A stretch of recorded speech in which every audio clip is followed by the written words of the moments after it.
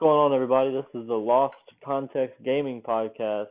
The name is subject to change. I'm Blake, and we also have Alfred over here, That's me. and Gerson. Hello.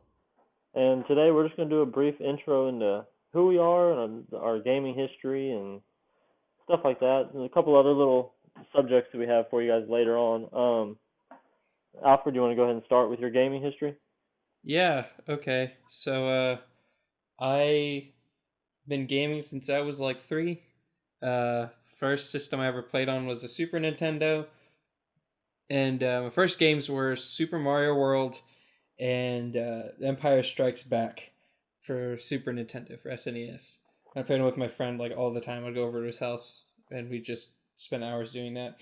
And then the first system I ever owned was a Game Boy, with a bunch of like non first party games. You talking about like the original Game Boy? Yeah, and then like a Game Boy Color, and so I had games like Tarzan, and then like a Pac-Man game, and then like something else, and then I finally got Mario later on, but like it was just a bunch of random games. And I remember renting stuff from Blockbuster. That's a dated sentence. But like renting games for Blockbuster. Currently, I own a PlayStation 4, a Switch, and a PC, and then a PSVR headset. So I do a lot of my gaming on those three things. I have a Vita and a 3DS, and I actually spend more time playing the Vita than I do the 3DS right now. So that's me in a nutshell. I mean, it's the JRPG machine, and I absolutely love those. So I've been enjoying it. Alright, my gaming history starts with the Super Nintendo and a little game called Street Fighter 2. That's the very first memory I have of gaming, playing against my brother, obviously losing since he's the older one. From there, just gamed on the Super Nintendo, got Contra 3. It's a staple to that system, I think. And then various other like Disney games, like the Jungle Book I remember playing, and The Lion King, just random stuff. From there, I moved on to PlayStation 1. And ever since then, I've owned a PlayStation console, every single one of them. It's kind of just, I guess, it's become a habit to get them. I don't know, or I'm just part of that ecosystem already. Currently, I have everything except for the Xbox One, and that includes VR headsets as well. So I'm just currently trying to stick to all those, trying to catch up on the backlog. Oh yeah, How are you enjoying VR? I love it, dude. Yeah, it's pretty awesome. I feel like it's the future. It's at its beginnings right now, and I only feel like the only way it can go is up. Yeah, I've always wanted to. I've actually never tried it besides like the shitty phone VR headsets, which I know aren't indicative of the good headsets, but because the Best Buy here and GameStops, none of them have the trial boost, and I don't have anything to run a VR headset on. Yeah. Yeah. I mean, if I had to recommend one, I'd say something on the PC, like the Vive. Yeah. But if you can't, PSVR isn't that bad. It's pretty awesome. That's what I've been using. That's, in my opinion, that's the best way to play Bioshock, Biohazard. Or not Bioshock, Resident Evil Biohazard. Okay, I thought you were about to say they made Bioshock in VR. I was about to go buy one right now. No, yeah, that's... Yeah, Resident Evil on the PSVR is a whole different level of immersion. That game, that was what made that game for me. Like, the game was good already, but like that did it for me. Yeah, I've heard really good things about it. How it's actually a full VR game. Like a full game. Alright, your turn, Blake. Well, I was later than you guys. My first system was a Nintendo 64. And I'm pretty sure the first 2 games I got were, I know it was Hot Wheels Turbo Racing was the first. And I'm pretty sure GoldenEye as well. If it wasn't the first, it was right there not long after. And me and my brother played that. I'm surprised. What? I'm surprised you weren't turned off by gaming from the ugly ass controller. No, since it was, I probably played some of the older systems before that, just don't really have memories of it. But with that being my first console, the controller wasn't a problem for me. Because I was like maybe 7 when we got it too. It couldn't have been that long into my life. and I didn't play with it that much. I played here and there, GoldenEye, and we had Mario eventually, but I've never been big into Mario. I know that's sacrilege, but platformers aren't really my thing. Um, yeah, and then after that, we got the PS2 was the next system I got, and the first game for that was That was a good one. ATV Off-Road Fury 2. So that's Those are all classics. yeah. I played more PS2 than I did Nintendo 64, especially Tony Hawk games. That's when I Oh, played yeah. those on Nintendo as well, but I didn't really get into those until Tony Hawk's 3 and 4 and Underground and stuff like that. And I ended up trading that in towards the end of its life cycle. Well, towards the end of the Xbox life cycle. I know they kept PS2 going for a while after the PS3 came out, but because I really wanted the 360 and I wanted to play through Halo 1 and 2 before that. So I had the original Xbox for maybe a month or two, and then I ended up getting the 360. And that's Yeah, because go ahead. go ahead. Oh, because I remember like they kept the PS2 around, and it basically got the same shovelware that the Wii did for a while. Yeah, in sports So games. like, Oh, I think yeah. there's like a yeah, 2012 or 13 sports game on the PS2. They kept those things going Yeah, for I think forever. one of the very last games was a sports game. Yeah. yeah, and you got like Ultimate Alliance and stuff on there, and it's like the dumbed down versions that you saw on the Wii were also put on the PS2. Yeah, kind of like they did with Shadow of the first one, Shadow of Mordor with the PS3 and 360. That they Mm-hmm. put that game out, but it didn't have the Nemesis system in it, which was like the whole point of buying that game. Yeah, exactly. It's a super gimped Yeah, version. but yeah, with 360 is when I really fell in love with video games, when I got Oblivion and the first Gears of War. But mainly Oblivion. When I played that game, I think that my entire life changed. Because before that, like I was basically only gaming for kind of fun here and there, with like GTA and Tony Hawk and stuff. But with that one, I really learned to appreciate what they were, I guess. Mm-hmm. And then after that, I've been really bad about selling and trading and buying new ones. So probably had like five 360s and PS3s, and I'm on my third Xbox One, and I've had the PS4 twice. So whenever a game comes out I can't play on one, I'll sell it and get the other one and play it, and then sell it and go back to the other one. Like I played Bloodborne and Horizon on the PS4 and sold it. And I'm back to Xbox because I'm kind of an Xbox guy. I enjoy the ecosystem and the online capabilities and stuff with it compared to the PS4. But yeah, that's pretty much my gaming history. Yeah, Did you ever look at the bottom of your avatar shoe? Do what now? Did you ever look at the bottom of your avatar shoe? No. Was that whole Connect thing where on stage they try to show the avatar shoe and it flipped out? No, I never saw that. I never actually owned a Kinect. Oh. All But right. that was I was always the a late adopter of the one. I got it like 2 years after it came out. I had a 360 for a while after, maybe a year after, but a while either way. And they had already stopped selling the Kinect with the console. The Kinect was amazing because you could go over to people's houses while they were playing games and be like, "Hey, Just hey, Kinect," or "Hey, Xbox, open up Internet Explorer." Yeah. yeah, Or just like, completely throw them off. I went over to my friend's house one time and I was like, "Hey, Xbox, Google kangaroo porn," and he's like in the middle of a Black Ops match and it like cut him off to Google and he's like, "No, stop." I remember that was an issue at the beginning because people could do it over online matches. Yeah. Yeah. I'd be really pissed off about that. Not if you're into kangaroos. I have a quick question off off the list that we made. Yeah. What was you guys' first dabble into like internet gaming? Oh man. Team Um, Fortress 2 On the computer or on the console? on the PC. Mm. It was one of the only games that was out at the time for a Mac, and one of the only games that worked for a Mac. And I had like my dad's old Right. Mac laptop, and I ran it like at like low settings. But my friend really wanted me to get it, so I got that and had it was like a early 2000s laptop that I was running this thing on. But that's pretty much all I played on it was Team Fortress 2. I like played Like I've got so many hours sunk into that game. Not as much as he does, but that was probably my first like major online gaming game. Yeah, I've only played that one a couple times.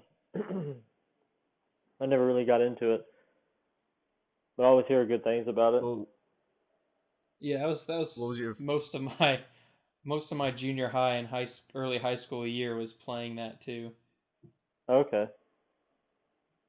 what was your first experience online? Like, Um, I'm pretty sure the first game that I played online, like at my house, where I played all the time, whenever besides at a friend's house, was Halo 3. Because I grew up with really strict hmm, parents, so whether I had a system that could connect or not, it took me a lot of convincing and talking them into allowing me to yeah. play with strangers from all over the world because apparently they're gonna come through the microphone and kidnap me or something. But yeah, Halo 3, I remember I played a good bit of that for probably a year or two. I really enjoyed that one. Yeah, Between that and Gears of War 1.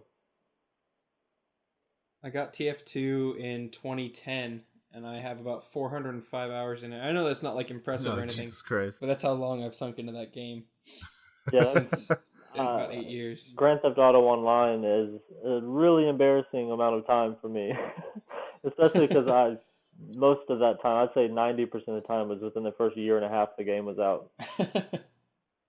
It's Also, like 60% of the time you're playing that, you're in the loading Yeah, screen. because that was the day one for me, and I remember the day it got its online capabilities, like a month after its release. Oh my God, it was 90% loading screens. Because if you got into a match, it would get kicked, and then it would be another loading screen.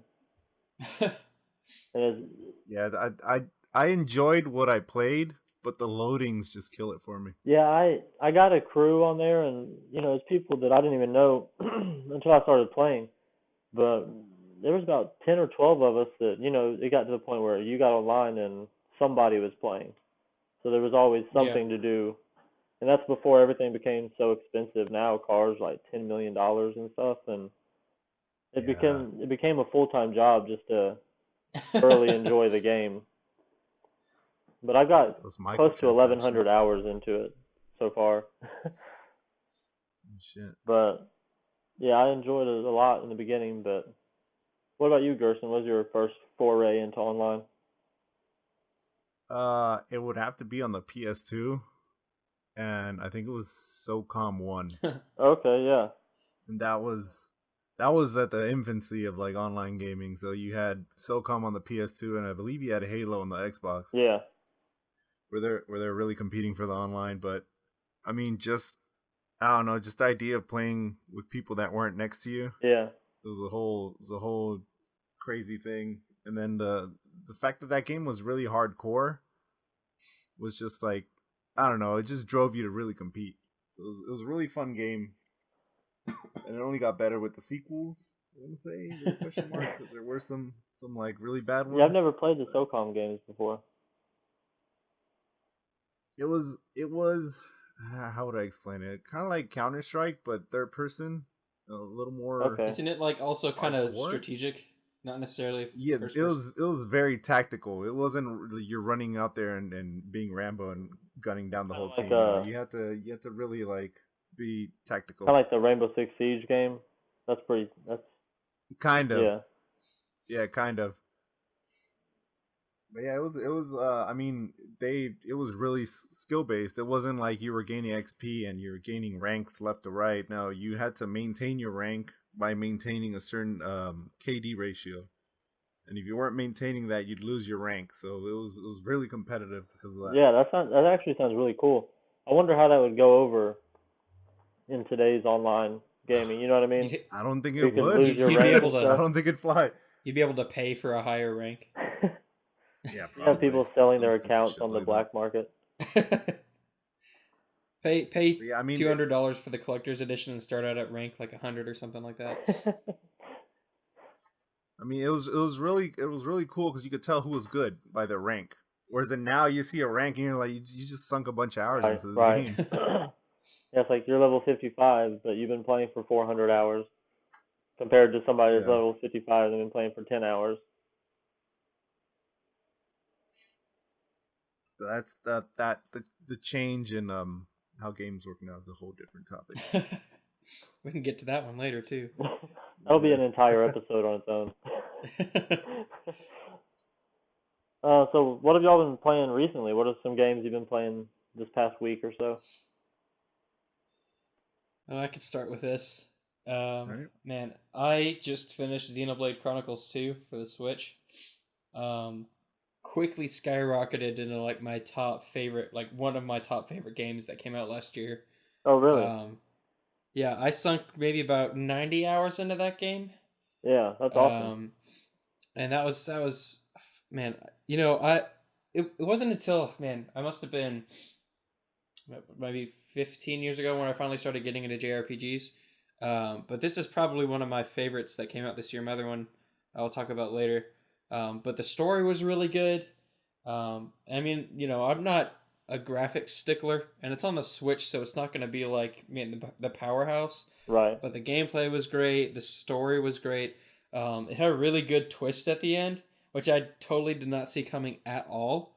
And it was just, man, it was just such a fantastic game. I still need to go through and like play all the side quests that I have going, and then beat the unique monsters that I have to go fight.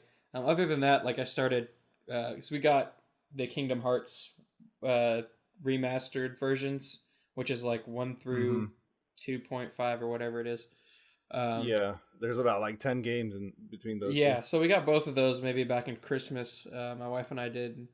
So I started playing that. So this is gonna be like gaming heresy, but I'd never played Kingdom Hearts until today. I've never played them before ever. So yeah, I didn't play them until I met my girlfriend 3 years ago. She introduced me to them. So yeah, like my roommate. You're not alone. I watched my roommate play them, but like I'd never played them, and back when like I never had a PS2, I always had a GameCube, so I never got them when they came out. So it was a little too late to hit all that stuff. So getting into that, it's interesting because the gameplay mechanics are just so weird. They're dated. They haven't aged that well. It's like playing, if you've gone through and played the original Metal Gear Solid games, the controls are very, very dated. They're still fantastic games, but like the controls for those games are just they're something special. They're definitely a learning curve to go back and play those games. Going from 1 to 2 to 3, and all the control schemes are different, and then 4 and 5 are pretty much the same. But yeah, been playing that. Played a lot of Mario Odyssey. Finished that back in December, which is a really good game. I don't know if it necessarily like it was good. It wasn't like bad. I just don't know if it deserves 10s. Right. Like all the places are giving it. Very few games I think deserve a 10. Yeah. All games have problems. I I think agree. 9.5 would be the most I'd ever give a game. Yeah, I mean, like I was playing it, I'm like, man, this is a really good game. Like I'm enjoying it a lot. It's really good. It's really fun.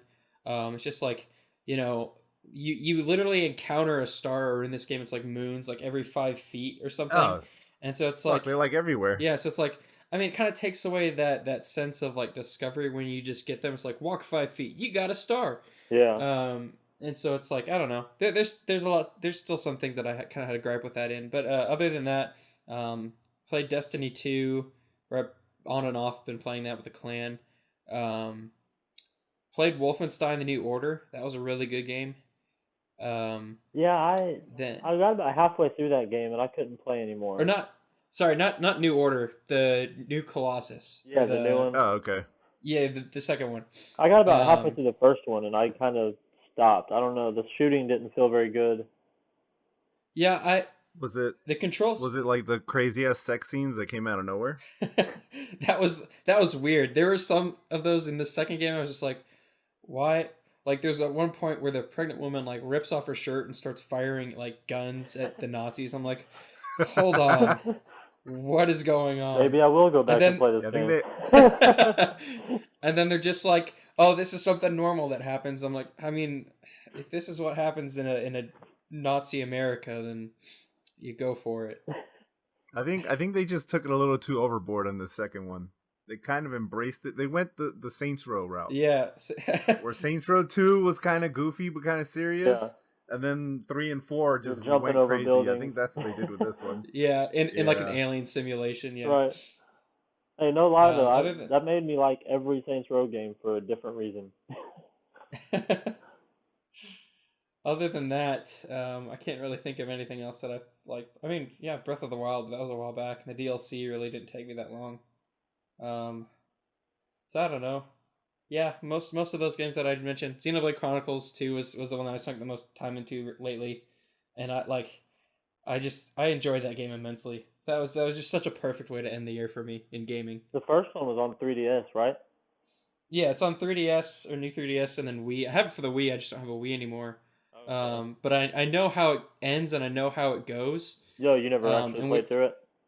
yeah, I never beat it. I like watched parts of it, and just because I never got it whenever it came out the first time. Yeah. And so like I know how it ends. I know what happens in it, and so like there's certain things that happen at the end of 2 that like are in direct correlation with it, and like the specific plot twist. And I was like, oh my gosh, that's so cool. Okay, I got you. I was just wondering But how it yeah, compared playing it from a 3DS to a Switch. You know, with the yeah, updated graphics and the yeah, you're definitely getting bigger better screen and stuff.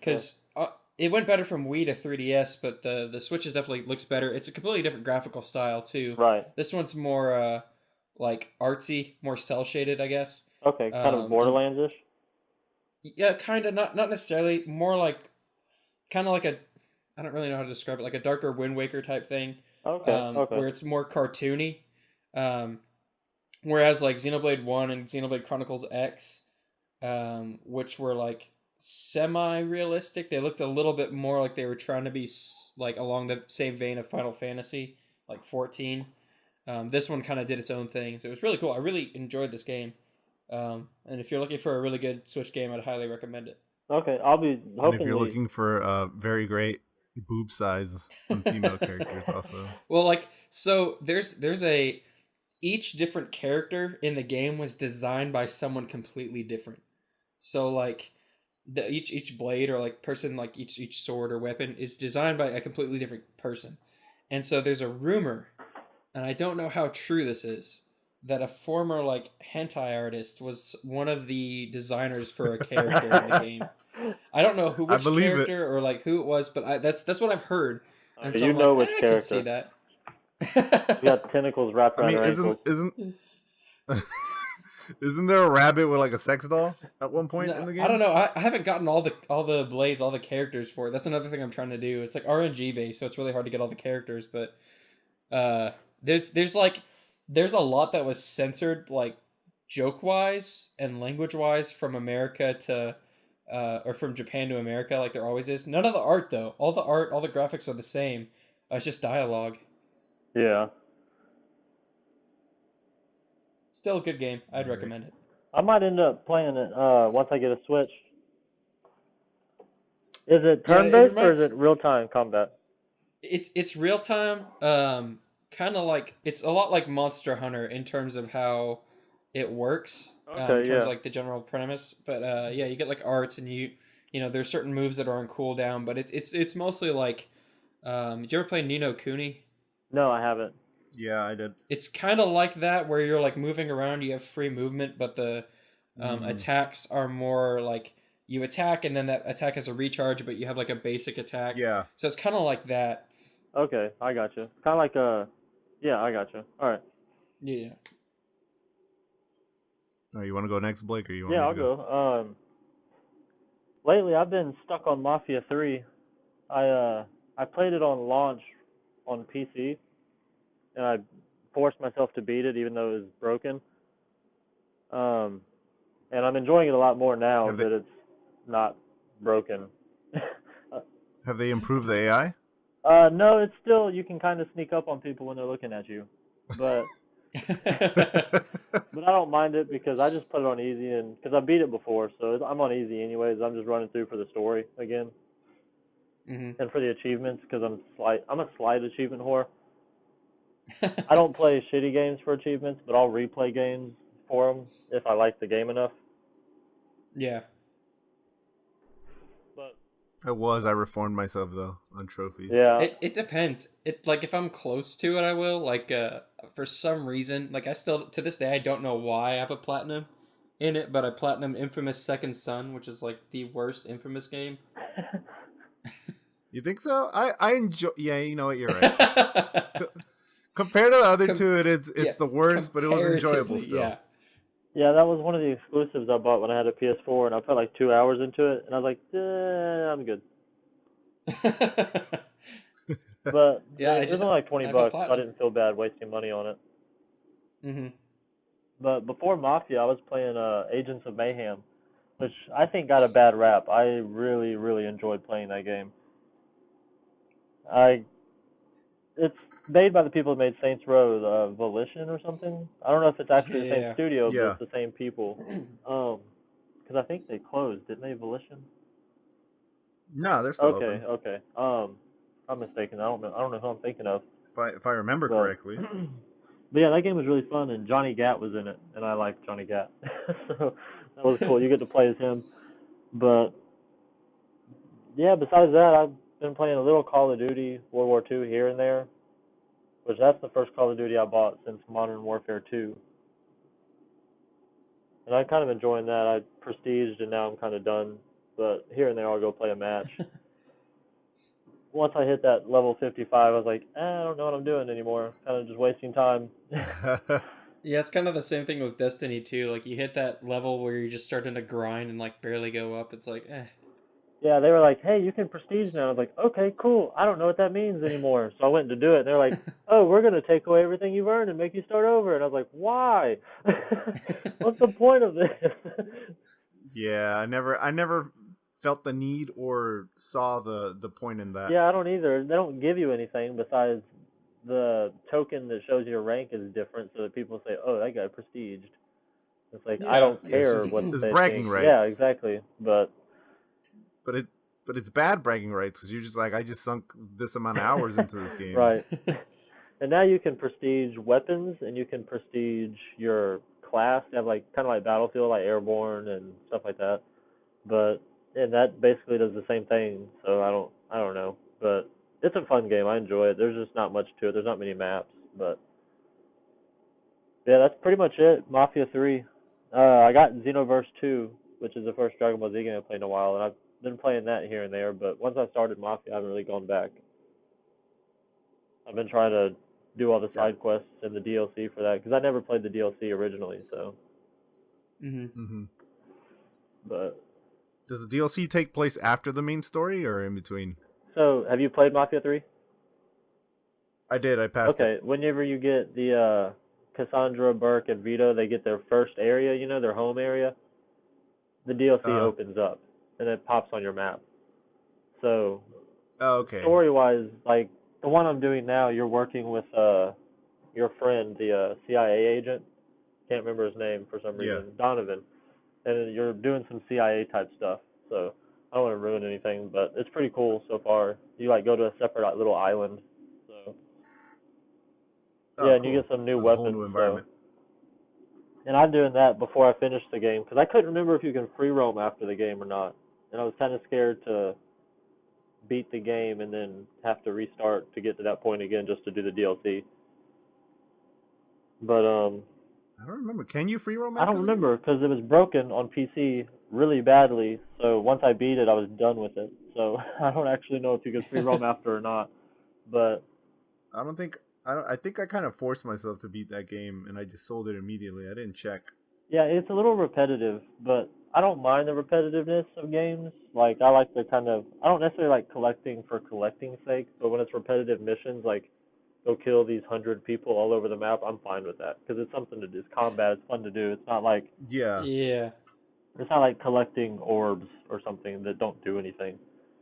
So, but I mean, don't get me wrong, I enjoyed doing the repetitive missions in that game. It was just backlog was calling my name, so I just have to beat this game. Yeah, I hear you. Now that, basically, because I play on Xbox One, and backwards compatibility's killed me, because every month you get 4 free games. You get 2 360 and 2 Xbox One games.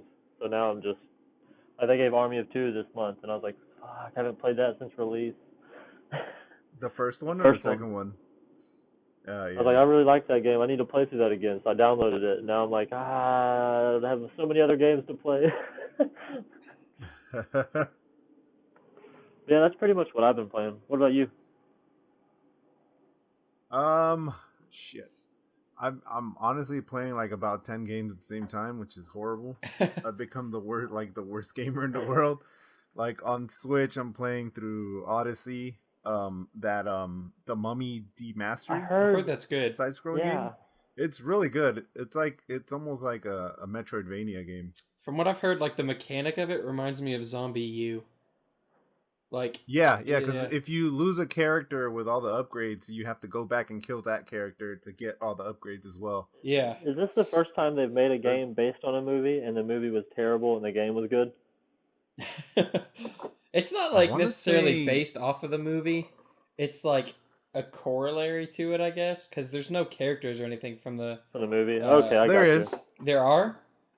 Yeah, the guy giving you the objective is straight up Russell Crowe. Oh, Like you okay. could, But I know it's that him. Tom Cruise isn't in it because like his contract No, says they can't use his likeness in video games or whatever. What? Yeah, it's something weird weird like that. Like you're not allowed Scientology shit. to use his likeness in video games. It's probably something to do with Apparently. Scientology. Yeah, you probably got to eat a placenta in order to get permission or some crazy shit. So yeah, I've on Switch. That's what I'm pretty much playing. I mean, I was playing Legend of Zelda, but I didn't finish it. Yeah. Kind of lost interest in it. And Careful who you say on that PS around. I'm not gonna hold my tongue for nobody. Yeah, and On PS4, I'm playing South Park: Fractured But Whole. I just passed the Stick of Truth. That game's really fun, really offensive to the wrong people. I don't think we care about that in this Playing group. that. Who's the right people? Ugh, fuck, I don't know. On PS4, I think that's pretty much it for PS4. I have a bunch of games on my backlog on that one. I just recently passed Yakuza 0. But other than that, for PS4, I have games that are still in wrappers that I haven't got to. Oh, okay. And then on PC is what I have the most. I'm playing Prey right now at the moment. How is Prey? Which is, it's really good. Have you ever played Half-Life? No, I never played Half-Life. I heard it's very reminiscent of BioShock.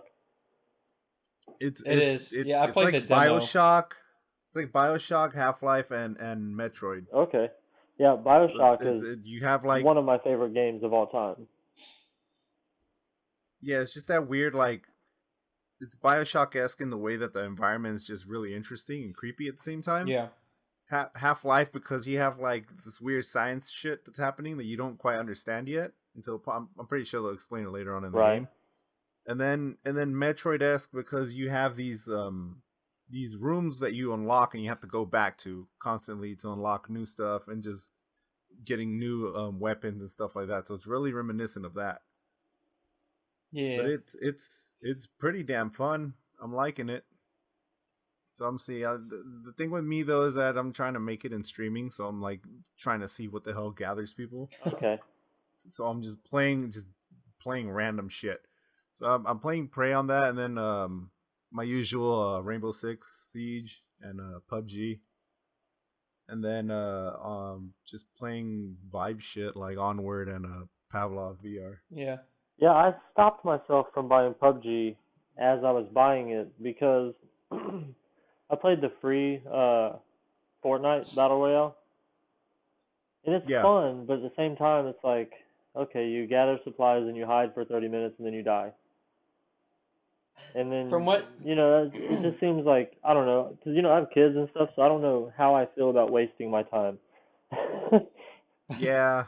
It's always a tragic story at the end for me. I never make it. What that reminds me of is like back in Minecraft when there were all those Hunger Games mods, Yeah. and like I remember that was my version of that because like we'd jump into those and we'd like I'd get a few friends that would all hide out and try to protect each other, and sometimes we'd win, sometimes we'd die, and didn't take nearly as long as like a 30-minute match, but that's what that reminded me. I think those battle royale games are way more fun when you have a group of friends. Yeah. Yeah.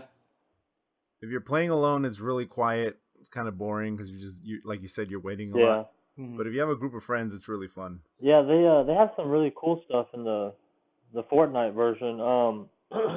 I found out the hard way. I actually was ranked 2 in that match because the guy killed me at the end. And you can hide in bushes, but like not just like crouch and then hide in a bush, but like you put the Yeah, bush you on. walk with the Yeah, bush. it's like an outfit. And so he was crouched in the middle of the circle, and I was walking around. And I was like, okay, there's nobody here, and the circle is really, really small.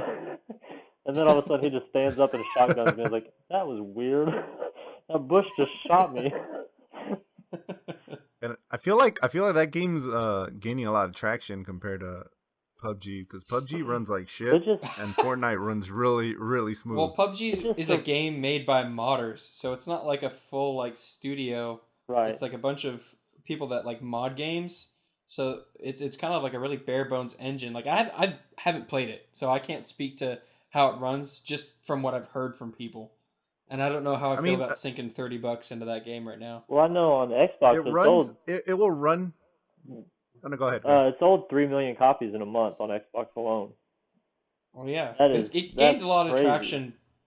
Well, like people streaming it is what made that game big. Yeah, Is yeah. like Yeah, it definitely. just being on Twitch all the time and YouTube, just people playing it and streaming it is how that game got as big as it did. That Fortnite game, the free one, the Battle Royale, because you know Battle Royale is free, but there's the regular Yeah. game you have to pay for or whatever. But the Battle Royale version has sold 40 million copies or downloads, I guess, not sold because it's free. But I was reading the Yeah. other day, that's pretty crazy too. Even though it's free, I mean, it shouldn't be that hard to just check it out. But still, 40 million is a lot of people.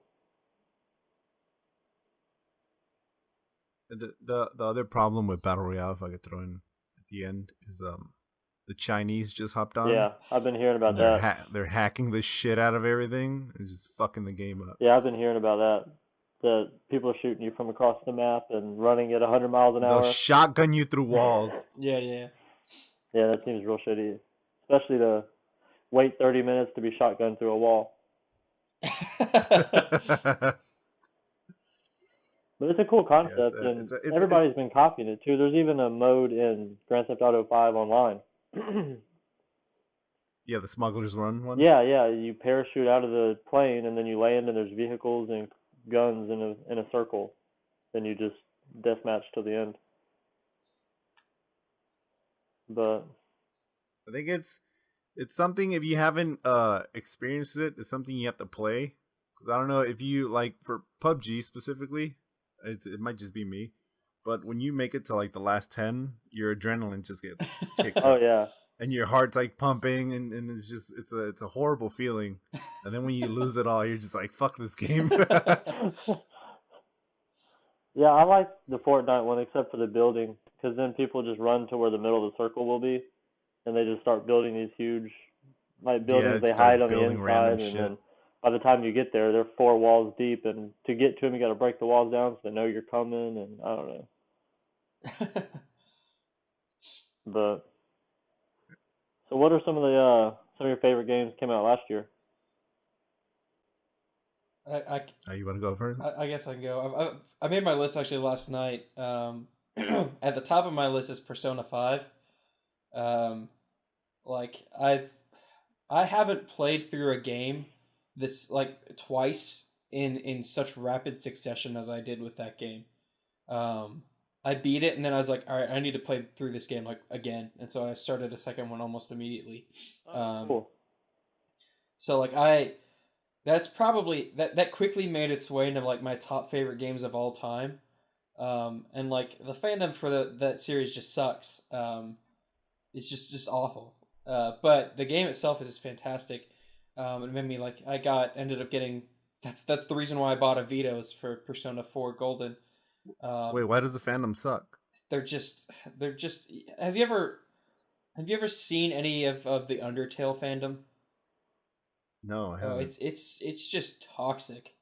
There's people like there's all you mean they're all weebs? Well, no, it's like, okay, so people will always complain like, oh, well, you know, your first game was Persona 5, you're not a true fan, or you're not like, you know, or if you don't like 4, you don't like 3, or it's just like, you know, nobody can have fun, basically. Yeah. Everybody's a bigger fan, or you're not that big a fan, so like I generally don't like go towards that's how a lot of or anything like that. Fandoms are, to be fair. Yeah, and so like Yeah. I just try to stay away from them, but like it's the problem is like the nature of the game And that it's like, a bunch of high school students like kind of rebelling against like bad adults. It's like it draws in that certain crowd of like angsty teens. And so like you have all these like angsty teens getting really angry at each other about this game. And it's like, I mean, can I just enjoy good this thing, game, please? good thing they didn't hop on Persona 3 because that shit would have made people kill themselves. Yeah, so I mean, you know how they summon their persona in that game, right? well, they shoot their heads. They like fire the Yeah. guns at their heads. Yeah. Yeah, I originally bought Um, the Vita to play Persona 4, and I got yeah, like 6 hours into it, and I was still in the tutorial, and I quit. So yeah. The Ah, tutorials yeah. for those games are super long, and that was the downside of starting it again. But like I said, that was my favorite game this year, this past year in 2017, like period. And then what? Then we got Xenoblade Chronicles 2, which wasn't on my list until I finished it very recently, and then Horizon Zero Dawn was fantastic. yeah. And then a game that I owe Blake for because he convinced me to buy it was um, Near Automata. God, you're Like basically that saying game, my That's still list, my man. that's still my backlog. that game was freaking amazing. Yeah, that Like game is great. I played like as I started it, I was like, I don't understand why people like this so much, and then I started getting Yep. into it. Then I went through like the second playthrough, and then the third playthrough. I was like, oh my gosh, this is amazing. Like the ending was just so great, and the final credits were just fantastic. I was like, man, this is an amazing game. Yeah, yeah. Those final Um, credits, man, that was a trip. I don't want but to it was ruin like such anything. I an don't want to say anything, but that was a trip. well, but and then the song playing was just so emotional. I was like, man, this I shouldn't be feeling like this at the end of a game watching the credits. Right. Um, But so there's that, and then I guess Breath of the Wild is my fifth. That was like before I'd played. Well, I played Persona 5 before I played Breath of the Wild. But before I played any of these other games, Breath of the Wild was up there for quite some time. But like over time, I just started seeing like all the flaws in it. And like the big thing for me when I play a game is story, and Persona 5, Xenoblade Chronicles, Horizon, Zero Dawn, and Nier all had better stories than Breath of the Wild. And so it was just really hard. Exactly. It's just really hard. Like, the way that Breath of the Wild's story was told was, in my opinion, it was a poor way to tell the story. The game was great. The game itself was great. The gameplay, all that stuff was fantastic. The world was amazing. It's just, the story was weak. And comparatively to everything else that came out that I mentioned earlier, it just didn't hold up in the story aspect. Right. And so that's why it was hard for me to like even consider putting it up there on like a higher part of my list. But then after that, there's like Danganronpa V3, which is another JRPG. And I got so into that series so fast because my wife bought that game for me, the 1 and 2, for my birthday. And so I was like, oh man, 3's out, I have to get that too. And so I played that, and it like it was really really good, and then the ending just made me so angry. That's what I heard. Like I don't remember, like I can recall like different times games have made me like sad or made me feel stuff, but like legitimate anger at the end of Danganronpa V3. I was like, for the next 2 or 3 days I was just angry. I was like, this is stupid, this sucks. Because I heard it ruins the other one. It does. It just made me like. Yeah. I texted my friend's brother because he played it too, and I was like, I'm just not going to consider that part of like the canon of the game because that just like ruins the series for me. If you break the disc, it never happened. Yeah, exactly. And then there was like Resident Evil Biohazard, which I wasn't expecting to like, but I really did. Then Cuphead, which is just a fantastic game in and of itself. That game, Like- man, I paid $20 to play that game for 10 minutes. It's so difficult, but like once you like beat a boss, it's like the most satisfying feeling that like you can get out of a game right now. Just like, oh my gosh, I did it. Right. And you typically only have like one heart left or something, so it's like I did that by the skin of my teeth, and I barely beat it, and then you're like, oh, there's still like 30 more to go. And so it's like a Right. little daunting, but that game was fantastic. And then Super Mario Odyssey and Fire Emblem Warriors, but yeah, the top 2 games for me were both JRPGs, and even I'd say Nier was kind of a JRPG as well, just because of the style. Right. But it's also a hack and slash. But Yeah, And a bullet hell. oh yeah, Yeah, that game it is was all like those 5 things. different genres, man. Yeah, it's crazy. Yep. But it was great, and I have to thank Blake for that because I texted him or I Facebooked him. And I was like, man, I don't know if I should get this game or not. He's like, you need to get it. It's like freaking amazing. Like All I said in right. the beginning, I don't like Japanese RPGs, like Japanese games, and I love that game. So you Yeah, know, it if was someone definitely doesn't like a fantastic. genre and they tell you to play it, you should probably play it. It was so good. It's like my friend also said it was the best hack and slash he's ever played. And I'm like, I agree. That was a freaking amazing game. Yeah, and the way the Um, combat changes up when you switch characters or whatever, yeah, it's wild. each different story. Yeah, Yeah, it's crazy good. and the soundtrack is fantastic. Yeah. Yeah, it made me want to go back and play the first one on PS3, but then everybody kind of said, "Nah, don't worry about it." Yeah, yeah, that's what I heard too. I don't think it's identical in any way, It's is it? not from what I've heard. It's like you probably don't need to play that first one. Let's just pretend that this is the first one. Right. I know everybody's petitioning for that guy to do the next Final Fantasy. Oh, that'd be fantastic. That'd be amazing. I'd actually get a Final Fantasy game then. Yeah, I've never played one for more than a few minutes, just to here and there or whatever. I tried 15, but I hated the main character. I was gonna play 15, but every time you That's turn around, they've updated the story. Yeah, I remember that.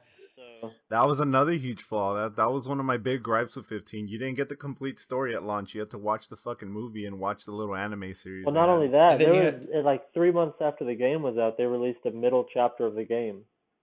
yeah, they like added stuff to chapter 6 or whatever, Yeah. and then chapter 8, and so like you had to Yeah. go back and either play through the whole game again or play those story, like those And chapters. then they were like, you know what? You don't need to watch the movie now. We're gonna add the cutscenes into the Right. game.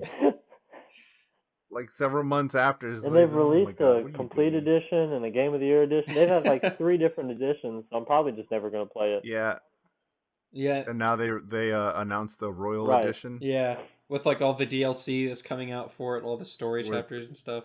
where they after they royally fuck their customers. Right. Yeah, I don't know. I want to play it because I keep hearing good things, but yeah, I don't know. So that I mean, if you don't care about the like the main character, because that's my biggest gripe. He's just a piece of shit. that was I my mean, complaint with Infamous Second Son. Yeah, the main character was weak. Oh, Like being the gosh. rebellious guy with the leather jacket on. Yeah, he was Yeah. just such a whiny character. I was like, I can't like compare him to like Cole McGrath, who's like this gruff, like, you know, badass, and then you've got like Delson, who's just complaining all the time and crying all the time. And I was like, why am I supposed to be rooting for this guy? Like I he was an angsty teen that was stuck in like a 25-year-old Yeah. body. it's just so weird. But that was my top list. So All right. next person. You want to go or you Yeah, want me you to can go? let him go, man. All right. Favorite games of 2017. I'm gonna try and go by order of the ones I've played. My first one has to be Neo for the year. And Neo I feel like it was an underrated game. Nobody really talks about it. It wasn't even mentioned in the Game of the Year list or anything. Yeah. Oh, NA. It was- Okay. That's the one. That's But in it my was- top 5 that I wish I had played. Honestly. That was a really fucking good game. Like just the combat, the story. I mean, it doesn't really have a story, but Well, I mean the shit you encounter, there's historical figures from Japanese history that you encounter that are really like extra fantasized. They have like tentacles growing out of them and shit. But the gameplay was really it reminded me a lot of Ninja Gaiden, Okay. where it was fast and fluid, but it still had like some Dark Souls elements to it where you could die by like one hit if you weren't careful. Right. well, didn't Team Ninja do Ninja Gaiden? I think they Yeah. did. Yeah, Yeah. so Yeah. they did Neo and Ninja Gaiden. So yeah. One is it? Oh yeah. Yeah. I thought it was Tecmo, but no, yeah, and the combat was way deeper than any like Dark Souls or Bloodborne because you can unlock different movesets pertaining to different weapons. Okay. Okay. Whereas in like was in like the Dark Souls and like Bloodborne, you really only have 3 swing attacks. Right. For the soft attack, and then the hard attack, you get like Yeah. your one strong. I really move. like the Whereas switch in this, you weapons could- though in Bloodborne. How each one was like two different Yeah. weapons, kind of. Mm-hmm. Well, depending on how much you're Yeah. carrying. Do what now? Depending on how much you're carrying at the time. Oh. Yeah. But yeah, no. In this one you could switch on the fly like that, but it was like you could have a katana and then you could switch to like the fucking chain weapon and just start swinging it around like crazy, Yeah. and then just pull out a musket out of nowhere and shoot somebody. So it was really, I don't know. I can't stress enough how good the combat was in that game. That one was probably like close to my game of the year. Then I played Crash. The nostalgia factor in that game alone was just amazing. And then Horizon Zero Dawn was probably my game of the year. Yeah. It's a fantastic game. I know a lot of people were like really divisive on this one. Which is weird. I think it's probably because it was a weird concept, and it released around the same time as Zelda. Yeah. Which like, one? Horizon? Yeah, like a week before or something. Yeah. Horizon, it was like 2 or 3 weeks because they originally, like, Zelda was supposed to come out the same time as Horizon, then it got pushed back. And so Horizon And I think came out earlier. I don't think that helped it at all, but to me it was game of the year. I mean, it had a unique style to it. Oh yeah. It looked really realistic if you played on a Pro Yeah. and on a 4K TV. Oh, I bet. Yeah, I played it on the And, regular. Well, I played This- it on a regular too, on my 4K TV. It still looked fantastic. That Yeah. photo mode, man. I love. mean, I wish every game had a photo mode. The environments look really it tripped me out at times when you're just looking at at a tree and there's ants crawling Yeah. up it carrying leaves. Mm-hmm. Yeah, it was wild. And then also the story in the game was really unique. And the plot, Really like, think and the about it, plot I'm- twist at the end and stuff like that, all that, like, it wasn't convoluted, Right. which I really liked. No. So It did a really good job of explaining what was going on. Two yeah, games were like there are games where you care about the world, but this one made you like want to really know what happened. yeah, Like, how did it Yeah, come and to this? You know what I mean? Like, because in the very beginning, the intro chapter, besides the robots, you think that it takes place forever ago mm-hmm. because you don't see any Well, ruins and stuff like that to an extent, Yeah. And then Well, the good thing too was, like, while there were like corollary, like article things that you could pick up, a lot of the story's history was told through the main story. Right. So, like, you didn't have to look around and dig to try to find out what happened. It was told to you. yeah, Yeah, and the environment itself did a great job of storytelling. Like you'd wander around and you just see like fucked up tanks laying around, and you're just like, okay, well you could tell something went down in this area right Yeah. here. Mm-hmm. So yeah, Horizon. After that, I Resident Evil 7, Biohazard. Mm-hmm. I had a lot of like faith in this one because the last two were a complete letdown. So just my hope, my expectations were so low that it surprised me a lot. 7. I know, yeah, 7, and just like the perspective change, I think is it's kind of refreshing, but at the same time, it's a FPS, so we've seen so many of those, so it's kind of, I don't know, it's a weird refresh for a game. Yeah, and the thing is it wasn't. So it still had like references towards the end to the other games, but it was more self-contained. So like, and I think that's what I like because the other ones got too out of hand. that's an understatement. And then just the fact that everybody was tripping out that Chris Redfield comes out at the end and looks nothing like the Chris Redfield we know. Yeah, I mean, like, is enough to say how standalone of a game this is. Yeah, that's what I liked about it is like I haven't played a lot of them in depth, and the ones that I have I don't really remember that much. So going into this game was basically like, oh, this is the first like Resident Evil game that I can remember playing. And so I played it. I'm like, man, this is like, I'm so glad I don't have to play the other games to get what's going on here. And like, I know who the Umbrella Corporation is and all that stuff. So I understand that. And so like, whenever their names were dropped or whenever stuff like that happened, I was like, oh, I get that. Yeah. But I never played any also, of them. what'd you think of that like twist at the end? Which one? Oh, with the reveal of the enemy. Yeah, who she was. I kind of saw it. in the long run, just because this bitch was teleporting everywhere. Well, I thought she was like gonna be like a final boss character. I didn't think that was who that was. But like towards the end, when you start like start reading the journals and like that underground area, it's like, oh my gosh, I figured it out, and that makes so much sense. But like it really does get completely like in those last, I say, 10 minutes of the game, it goes from like a maybe 4 or 5 to crazy to like a full 10. Like just how bizarre it gets. It really hits the fan at the end. It just gets so weird. I was like, did you play any of the DLC? No, I haven't yet. I know one of them is free. The Chris Redfield one is free. Yeah, you could beat that in an hour. They're both like an hour long. Yeah. Though. But if you want to play the DLC, do yourself a favor and play End of Zoe. Yeah, I've heard that one's good. It completely switches it. You use no weapons. I know, you use your fists. Except, yeah, you're punching shit. So it becomes a brawler. And you're like chucking spears at stuff, and then at one point you get a power fist, like from Fallout, and you're just like punching these monsters in the face. It's just that game went from like a, not necessarily like, oh, I could see this happening in real life, but like this is a kind of like a grounded type game to what just happened in those 10 minutes that I was like towards the end of the game. Yeah, I think Resident Evil does.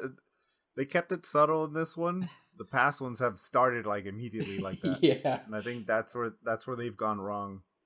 But like the craziness at the beginning kind of numbs you for the craziness of the rest of the game. Yeah, and so like because like when you fight what's his name, the dad, like so you get to the first time you fight the dad, then you fight the mom in that like bug house area. That kind of freaked me out. So playing VR and you couldn't see her, she'd pop out, and then you fight the dad the last time. And like I just sat back and was like, yep, that's about what I was expecting. I was waiting for something like this to happen. Because I wasn't scared. It's just like it was the most ridiculous, like it took me out of the world for a second, and I remembered what kind of game I was playing. I'm like, yep, this is Resident Evil. Why haven't you played 7, Blake?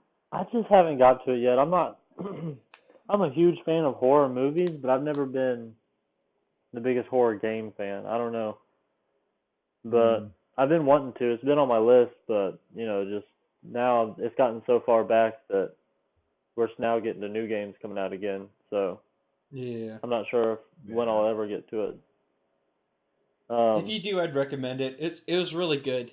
I played like 30 minutes of it at a friend's house in the very beginning section. He just started it over for me, and I really enjoyed what I played. But I don't know, no reason, just haven't.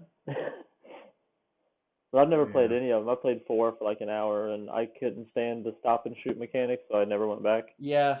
Yeah. That's like I was saying with Resident Evil and Metal Gear Solid. Like in 1, it was kind of the same thing. Like you had those like really annoying controls, right? And then like you had that same thing with like Resident Evil. So that was always a kind of a hurdle for me when I was playing those games. I was like, man, this kind of sucks. Yeah, like the stop and shoot was the thing that I was like, and this is the game that everyone says is the greatest shooter of all time. Like I have to stop and watch 20 zombies run at me so I can shoot them? No, thanks. So yeah, Resident Evil 7, I'm still not done. I can't believe it. After that, Yakuza 0. I don't know if any of you have ever played any of the Yakuza games. I haven't. I've heard good things though. But it's the main story is usually like a serious like crime story. Like you'll really get into it. It has good acting, good voice acting, just a good story in general. And then where it becomes intriguing is the side shit that you do because it's so over the top. Like it's so random. Like you'll get out of a scene where a guy just got shot. Part of the main story. You leave that building and you'll encounter some ladies like, oh, I need you to act like my boyfriend because my father is coming over, and just like random shit like that that you'll encounter in the game, and it just makes it so funny because it's just flip flopping on how serious you take the game. So Yakuza 0 was really good, and then I guess to round it off, PUBG and Cuphead. Okay. Yeah, I wanted to love Cuphead, but it's the difficulty. I've turned it on a few times just to kind of walk around and look at it and listen The to it. thing that I does found well, the thing that does suck is that if you play it on simple, you can't get like the contracts you need to go through the game.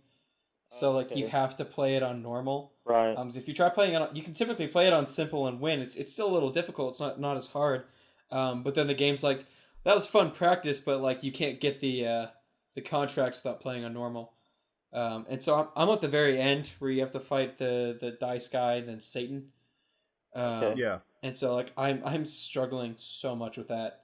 But that's pretty much been the pattern with that game for me. Yeah, I Was beat struggling. the potato and carrot boss, Yeah. but I couldn't get past the first running gun still. I don't know. Like I said, I only played like 20 minutes. If I tried and went back, I'm sure I could, but there's other games where I'm not Yeah. going to die 100 times that I want to play, so The art I style found it. for that game was fantastic though. oh, it's gorgeous. That Oh, Yeah. that and yeah. the music, the The music. soundtrack. Yeah. Yeah.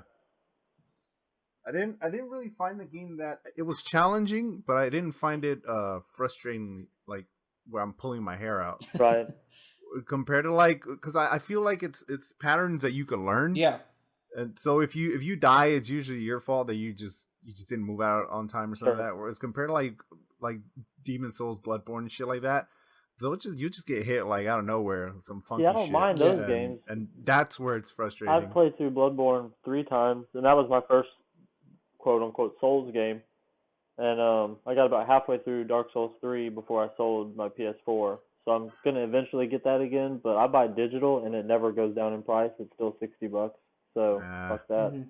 Mm-hmm. Does if you own a computer? Do what? I said it does go down in price if you own a It's on the computer. sales here and there. Like it was 30 at Christmas time, or 20, or it was either 20 or 30, and that's not bad. But there were other games I wanted, so. But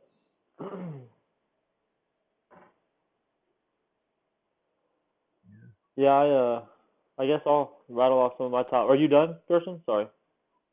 Yeah. I'm done. That was Okay. it. Sorry. My list is somewhat the same as you guys. Horizon, which was the reason I bought that PS4 early last year. I got it at launch day, the game. And yeah, that was my game of the year up until October or November. I don't remember actually when it came out, but Assassin's Creed Origins came out, and that was Mhm. surprisingly my game of the year. That was I haven't played Assassin's Creed since probably Brotherhood. I know I didn't beat the last one that I played. I think it was Brotherhood. I beat 1 and 2, and they were fine. They were fun, but I got burnt out. You know, the yearly everything comes out every year. Yeah. Just Yeah. burns you out whether you like the series or not. And they fixed the running so you don't use the same button to sprint and climb. Oh, thank God. That was my biggest Yeah, complaint. because you'd be sprinting after somebody, and then all of a sudden you'd be halfway up a building, and then you'd lose the mission. Yeah. They fixed that, so it's not the. I don't remember what it is now, but it's not as near. It's not near as bad. And they fixed the combat, so it's not just pressing X over and over. It's Mm-hmm. Have you played Dark Souls? Yeah, I've heard it's a lot more like Yeah. that, It's and like more combo based than it's Arkham based. Yeah, it's literally Dark Souls. RB for light attack, RT for heavy attack. Click the right stick in to lock on. You have a shield with LB or LT, one or the other, I don't remember. But like it's not stamina based, so you're not. It's not as hard as Dark Souls by any means. It's a fairly easy Yeah. game because they don't overwhelm you either. There's not 30 guards at any time,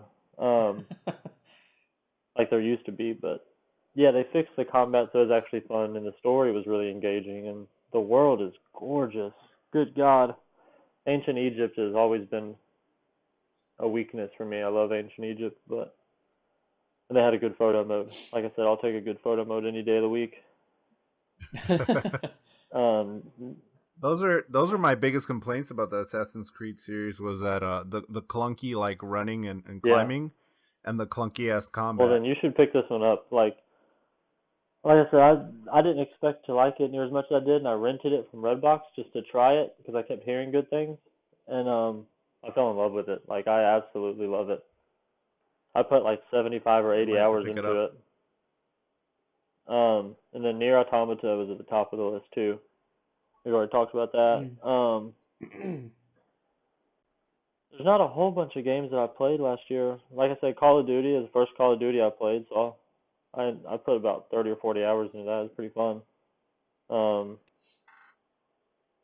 yeah, I don't know. That was about it for me, really.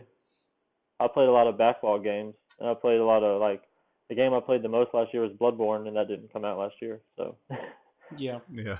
I finally beat a lot of games last year too. Like finally beat Tomb Raider and started Rise of the Tomb Raider and okay, stuff like that. yeah, Yeah. I'm working through the first Tomb Raider, but I'm collecting everything as I go, so I've turned it into a chore. But now I'm 80% through, so I'm not gonna stop doing that. So Yeah. now I just never want to play it.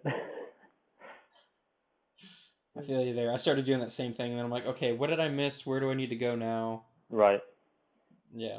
I actually really enjoyed the That's campaign, the story mode for Battlefront 2. Yeah. I know that's hearsay, I didn't play it. Well, but I had some complaints with it, but it was overall pretty fun. Like, the time jumps were a little confusing for yeah, I me. thought the same thing. Like 1 minute you're playing as the girl, I don't remember her name. It's a weird name, I don't remember, but and then all of a sudden you're playing as I Iden Luke didn't. I Verso? Skywalker, Yeah. and then you're playing as her again, and it's like, okay, well, what does that have Well, to do with it was anything? like you play as her, and then you play as her in the Rebels, and all of a sudden she's like a general, Right. and then it's like, wait, hold on, Like I get that you said and 15 years later, but that still doesn't explain much. yeah, Uh, it was just confusing. It was still a really good story. Like I liked the characters, and for the most part, it's just like there were certain like skips and jumps. I was like, okay, you could have used like maybe 2 or 3 extra chapters in this game to like explain a lot of this stuff, and then kind of go from there. Yeah, I enjoyed it. the 15-year jump, where do you end? What movie time frame? You kind of end. I think the first time you It, end, at the beginning of Rogue. No, it's I'm not super it's hip on post. Star Wars lore, so I can't answer that question. I don't I think really it's know. post Return of the Jedi. As far as I'm aware, is where you end, and then it picks up like the free DLC picks up after, or picks up right before. Um, Yeah, uh, Kylo Ren is in the last bit, like not the last end, yeah, but he's in the story. So yeah. it ends Like that it. far into the future or into the current times or whatever. Yeah, so it it might. technically the whole story as it plays out backs up right against Return of the the Last Jedi, and like that's where So it they. connects. I'm pretty sure they probably gave him like specific time frames. Like, hey, you gotta implement this movie, this movie, Right. this movie. So that probably explains the awkward ass time Well, jumps. and that's why I feel like they gave away that free DLC at the end because that should have been included in the main game, but I feel like it did add some like not necessarily spoilers to the Last Jedi, but it had some stuff to do with the Last Jedi, Well, thanks and so to they're like, God awful loot boxes, all the DLC will be free. They said. well, yeah. Yeah. But I mean, like overall, like I think the reason why they withheld that because it was such like a the game came out and then like a month later they had that ready. I think that was Okay. because they couldn't necessarily release that until the Last Jedi was out. That was what I like took away from that, and I was like, okay, I can kind of understand that because they really don't want anything to kind of get out about the Last Jedi. They're very tight-lipped about it. So if there's anything in the game that has to do with it, I don't think they want to have it tied Yeah. together.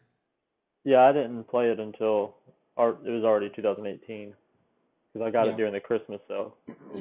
But I played the online a little bit. The online's fun. It's nothing special. I probably put like 10 hours into it, and Yeah, same.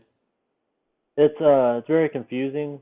I know the star cards and stuff. Like you're constantly like unlocking stuff that really doesn't help you at all, or it doesn't seem like it Yeah, helps you. it reminds me of like the way that the cosmetics and stuff kind of work with Injustice 2. And like you get all these cards, you get all these like parts for costumes, and it's like this is just overcomplicating this game. Basically, is what it felt like. Yeah, the menus are Like it's just just Well, full it's of just crap. it's fluff. yeah, There's so many different It's things to fluff to click on get in you the to spend menus. money.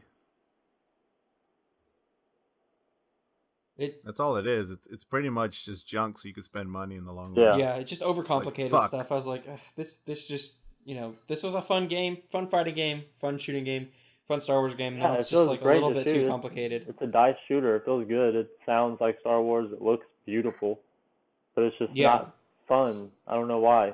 It seems like it should be, you know. I like the first one enough, even though that got a lot of hate. But Yeah, Wildlands came out last year too, in the spring. I yeah. didn't play it until November, December-ish. I think December. I played the open beta for it, and that game, in my opinion, it could be really fun if you have people to play it with. See, I played I it couldn't play that solo on and I my really own. enjoyed it. I it was I went through and collected all the weapons and did all the story stuff, and Mm. I had a lot of fun with it. Yeah, it was really fun when I had people that I was playing with. Yeah, Because like you can actually like coordinate things. Like that was really fun for me. That was a cool experience playing that open beta with some friends. But other than that, like I don't game that much online anymore with people. yeah. I don't Unless either like hardly. unless like I'm getting in trouble and I'm like being about to be evicted from like my Destiny clan. I'm like I still want to kind of get the bonuses from having a clan, so I'll like jump on for 10 minutes. Yeah, I didn't play Wildlands for the dumbest reason, and that's just because it doesn't have ragdoll physics.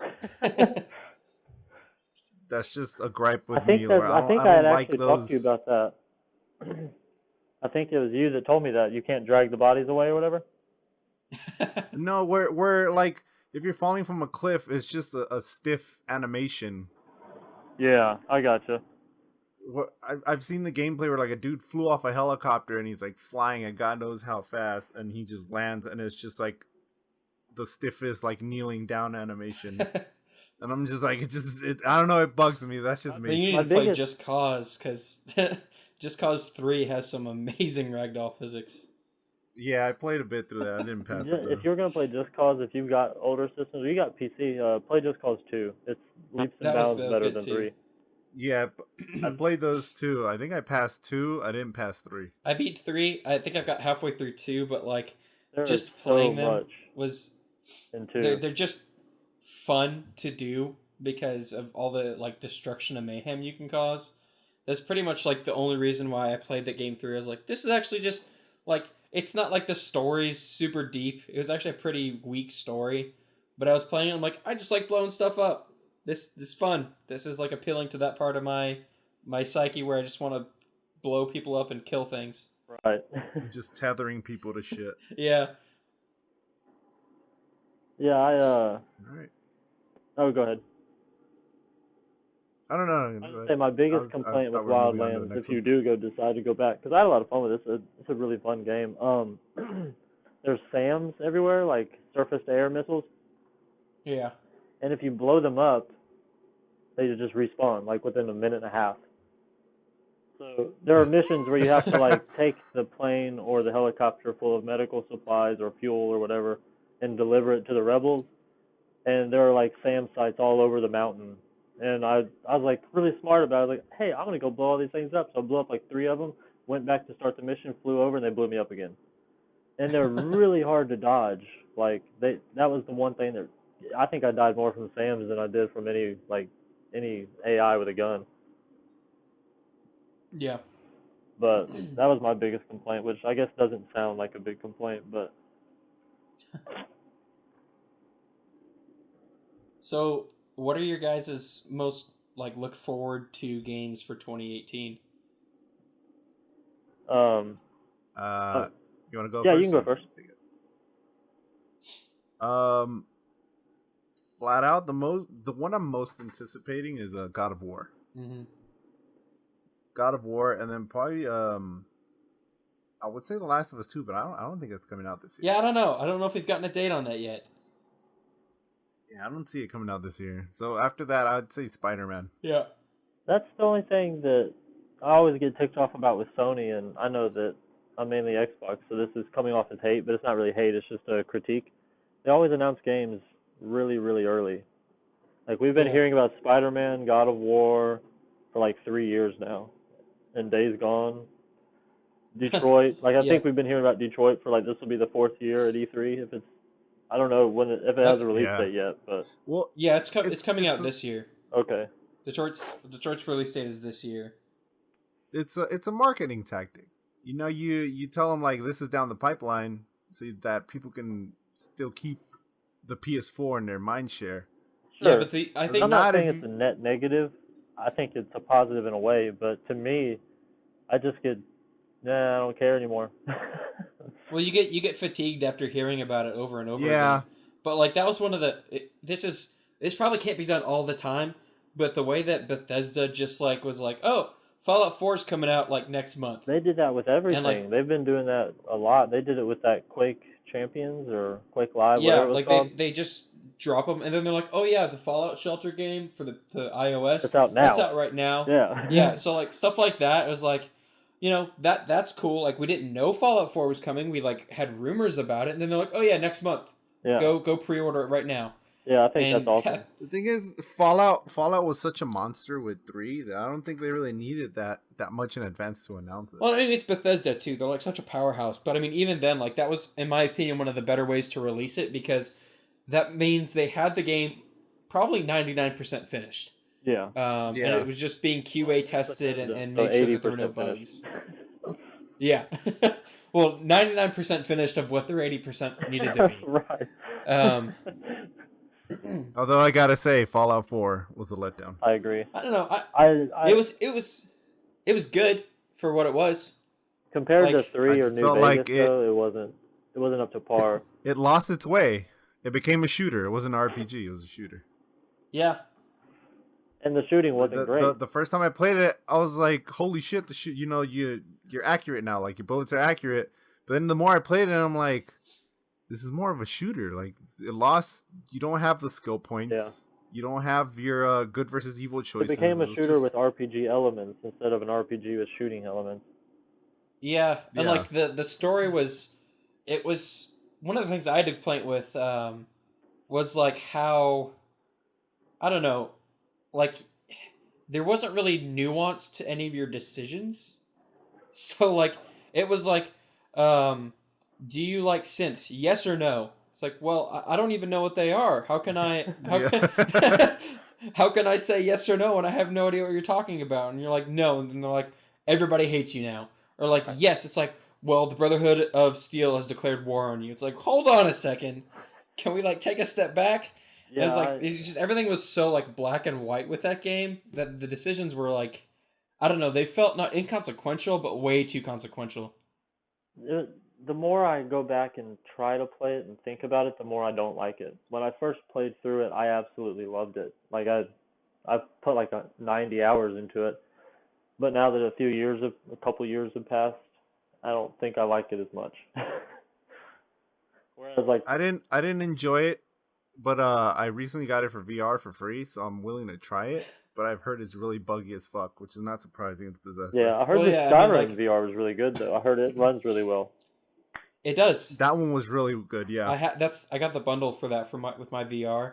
It's still kind of a trip, and it's really difficult to like gain your bearings when you're playing a VR game. Period, like that, as opposed to like, even with Resident Evil, when you play that in VR, you can only play Resident Evil with a controller. You can't use the Move controllers, but you Yeah. can with Skyrim, and that was just like it's a really difficult thing to kind of master. Right. But like, I play. But it's fun. Yeah, it is. It's The fun wo- flailing around. The world is And, really like, killing vertical. people. Does it feel like that in VR? Does it feel like you're so small or whatever, because all the mountains and stuff? Oh yeah, definitely. Yeah, the cool thing, the thing that I like about having the Move controllers is like you see in like real time basically you swinging and it actually being like a sword, or like pulling back and it being a bow, and it's just kind of satisfying. Like it's like, this is really cool to be able to like physically do this. Right. Yeah, that sounds cool. That's the thing about VR that people don't understand. Like when you put it on, you feel like the enemy's presence. Whereas it like you're playing on a TV, you're like, all right, that's a bear. Whereas when you have a VR thing, it's like, holy shit, that bear is fucking huge, because you have to kind of look up at it. Yeah. And you just get, I don't know, you get more of a sense of urgency when you're playing it and you have enemies attacking. Like that was the same reason why I say like the best way to play Resident Evil 7 is with the VR headset, because like that's pretty much the only way I played that game. And like being able to kind of, the coolest thing that I've always like, you always kind of do just naturally when you're playing a game like that is you lean on your own, like to kind of look around corners, like on the couch. Yeah. But like I'd be playing it and like actually leaning to kind of look around corners was like Like when you Yeah. play a Really driving cool. game and you lean to turn. Yeah. There's one game like Starblood Arena, which was like the PS Plus game that was free for this month, and I cannot. It just makes me so sick, just in how like the physics are handled and how the movement's handled. Like I can't play it for that long, Huh. which sucks. I have to honestly say I've only gotten motion sick with the PSVR. Yeah, like I just can't like. Do you think it's because it's not as I think stable? Because it can't handle it? I think it's I think it's the light sensors they use are kind of weak, so your headset will kind of lose tracking sometimes, and your hands too. Yeah. I don't know if that's just me. Well, And then on top of that, the graphics are kind of blurry. well, depending on like if you get the headset right and like it matches up fine. Like I haven't had too many problems with blurriness, but the downside to me is the camera, the PS camera, like the VR camera or whatever. The Move camera is not that it's accurate, but like to a certain point. Like it can actually stop registering like your movements and how far away you are within like maybe I'd say 10 feet. So it's not too, or even maybe less than that. Like I don't sit that far away from the TV from my couch. So like you kind of lose, like I've seen the phrase like out of play area so many times playing the VR so far. Yes, and that's annoying. It is. And even like turning around. So like that's the one thing that I don't like about the PSVR 2 is you kind of want to be able to have like a whole 360 area instead of everything kind of taking place right in front of you. But the minute you turn your controllers too far, they're out of the view of the camera. And so you can't, it doesn't pick them up and then you lose your hand tracking. And so that's PSVR's biggest weakness is that you have to play it, but you have to kind of stand in one place. You can't move. Yeah, and so that's difficult for me because like, and there's no way to tell really where you are in the room. And so like I'll be standing, like I'll be in the middle of the room and I'll have turned to like do something and haven't corrected myself. And then all of a sudden like my controllers aren't reacting. So like tilt the headpiece up and I'll notice I'm facing like 90 degrees away from the TV. And I'm like, okay, well that would have been like an easy, like a nice thing to know that I was this far away, but this is probably the one downside to it is just the tracking overall. I don't really like the way that worked. Maybe an IR sensor would have been better, but the tech they're using is just too antiquated. They need some new shit. Yeah, I mean, like, but I guess the reason why they did that is like you look at the Vive or the Oculus, and it's like $800. But then you look at the VR. Oculus will run you $350 now. Yeah, well, the early Oculus was a lot more expensive. Oh, yeah. But, like, to keep it more cost-effective, I imagine they're like, oh, well, let's just use the same move controller type stuff, the Move camera. So you gotta wonder how many of those they had in a warehouse. And they're just like, oh, we got a bunch of these left over. Let's just ship them all out. Implement it with something. We gotta get rid of them. But if you're really gonna jump into Vive and you have money, I mean, to VR and you have money to kill, just go Vive. I would say, it's rendered the PSVR obsolete for me, and I kind of want to get rid of it because it's just gathering dust. Yeah, I don't think my computer's my computer's powerful, but I don't think it's powerful enough to run. Yeah, that's the problem with I think with the PC VR right now is you have to have a pretty high tech beast to run some of it. And like I have a really, I mean, there's tests you can do to like check it. Yeah. But I had to upgrade my GPU in order to get it. Well, I've got like a pretty nice, Asus laptop that's like kind of a beast when it comes to being a laptop, but it's still got like a 970M GeForce and like so that's I don't think it'd run it. It's not. It doesn't run. It's especially the mobile, but just the 970 in general is not going to run the graphics I need for it. So I'd have to have at least a 1070, and I'd have to basically build a computer in order to get it to work. So that's one of the reasons why I kind of defaulted towards PSVRs, because like I already have a PlayStation 4. All I need to get is the headset, as opposed to like I need to buy an entirely new system and setup, and like basically spend like on a good computer to run it, maybe about $1,800. Like if I want to build it from the ground up to be VR ready and do everything I need it to do, which at that point, you're looking at about $2,000 for just playing VR. Oh yeah. If you don't have at least something already made, you're spending a shit. Yeah, I had a gaming PC about 2 years ago now. It was about a year and a half ago, and I looked into VR and it was you downloaded something, some app on Steam. It was like test your computer, see what you need to upgrade. I was like, okay, cool. It was like everything. I was like, man, because I was running everything at like either high or ultra, but there Yeah, was a few that's the same games thing where with I me. couldn't. But and then VR is like, yeah, all this is out of date. I'm like, god damn. Yeah, like I ran Tomb Raider at like the highest possible setting with like the optional like real time hair effects or whatever. Right. And I was like, man, this looks really good. And then I was like, maybe this will work with the VR. It's like, nope, you need a new graphics card, new GPU. Yeah, I had I'm Witcher like, on ultra, but I turned the hair on and it dropped to 5 frames a second. I was like, really? For the hair?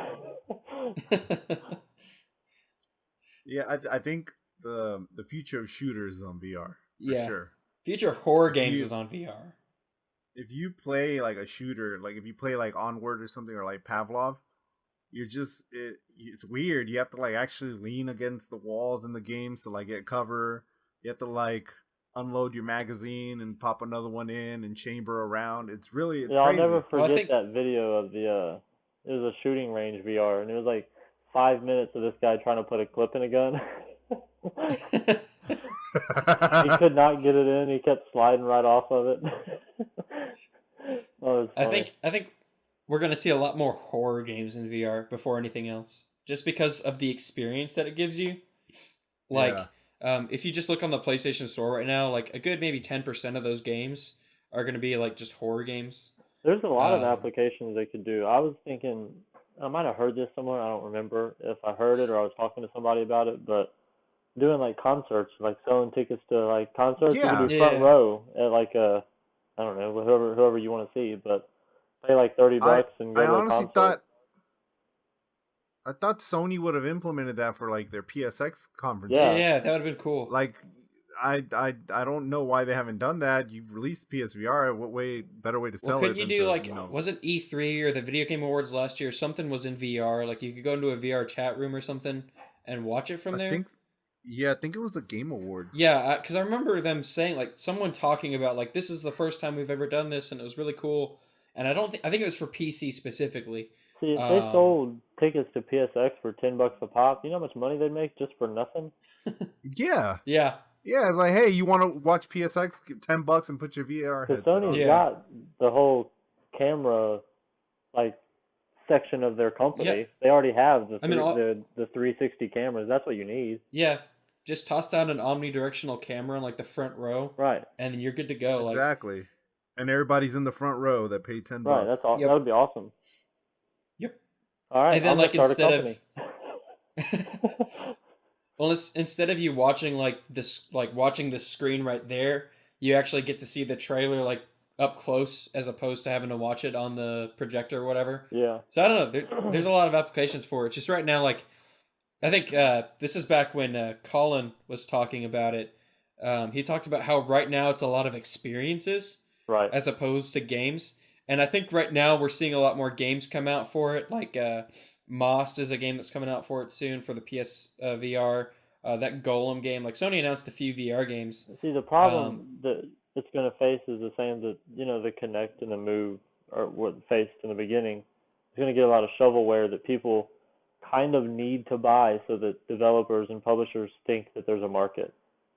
Yeah, Because if they're not, if they see, even if it's just shovelware, like some experience that, hey, this came out and nobody bought it, so we're not going to put any development into VR.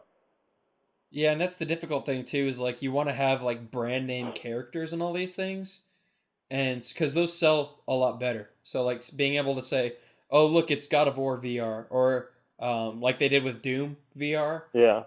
Yeah. Like that kind of stuff's gonna sell, mostly because of the brand recognition. And so a lot of these games don't necessarily have that, I guess, benefit to it. And with Resident Evil and Skyrim and Fallout coming out, people might see that the big games are what's going to sell. Yeah, like a lot of AAA Because releases. Kinect and Move came out and 10 games came out that were all shitty, nobody bought them, and then they stopped developing for it, now it's dead. So, Well, I imagine it's pretty costly to develop for VR too. sure, yeah. I couldn't Like imagine. a lot more. Well, there isn't a lot of profit being made either. Well, yeah, it's because right now it's still a very like you're basically buying a new system. With especially with PlayStation VR, it's about the price of a new PlayStation Pro. Right.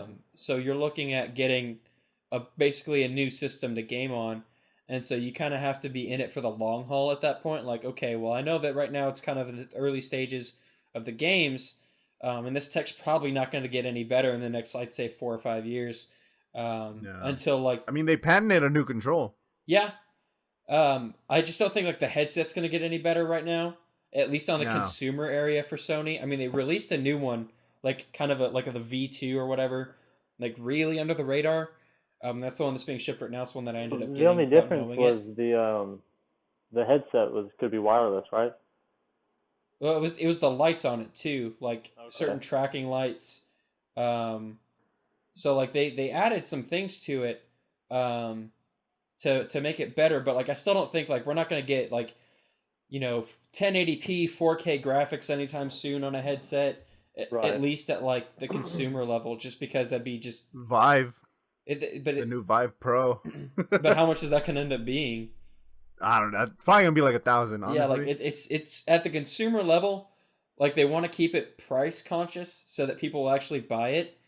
I mean, I say that, but people went out and spent $1,000 on an iPhone X, so they'll buy anything. That's true. Like they'll people will buy anything, but I don't know. They kind of have to see the benefit to it, and a lot of early adopters did with stuff like the 3DS and the Switch and PSVR, and so it's kind of more up to them at this point to prove that it was wise for people to buy it, Right. and like give them a reason to, because that was kind of the same thing with the 3DS. Was like a lot of people bought it. Like I bought it day one, and there's like, man, there's like nothing out for this system right now. Right. It's like I remember that. all third party shovelware stuff, and then they started pushing out like other games, better games, and you got like Ocarina of Time 3D and Mario And they apologized and gave everybody like 50 games. yeah, I got like 25 free games. I was like, I mean, I guess it's okay. But like you have all that and you're kind of dealing with that, and so they just kind of have to prove that it's a concept that is worth getting into for Right. a lot of people, because it's still something that's a little difficult to, no pun intended, but like wrap their heads around. Yeah. Like just kind of figure out what it is, what they're doing with it, what the purpose of it is. The Microsoft said they're sticking out of it for now. Phil Spencer Yeah, said he wants to wait until it's more viable. They had that like AR thing for a while. They're still doing that. Microsoft, yeah, That's not actually the Xbox people making that. That's actually like just a Microsoft product. yeah, that's more of a business thing. And that thing I I looks thought awesome. they said it wasn't gonna reach market. Oh, Well, really? it is. It's If I remember correctly, they announced a few months ago that it wasn't gonna be released in market. I didn't know well, that. that thing's, the way that they framed it afterwards was to kind of talk about it from like a business standpoint. Kind of like you can do conference calls and stuff in with this, and people can still be there without being there. Kind of like, you ever seen Kingsman? No. Yeah, It's kind of like that, where they're all at the table and they put on the glasses and they can see each other. I imagine it's something like that, more like practical uses as opposed to gaming. Kind of like, oh, well, we want to be able to render 3D models without having to Well, kind of imagine what they look like on the TV or the screen.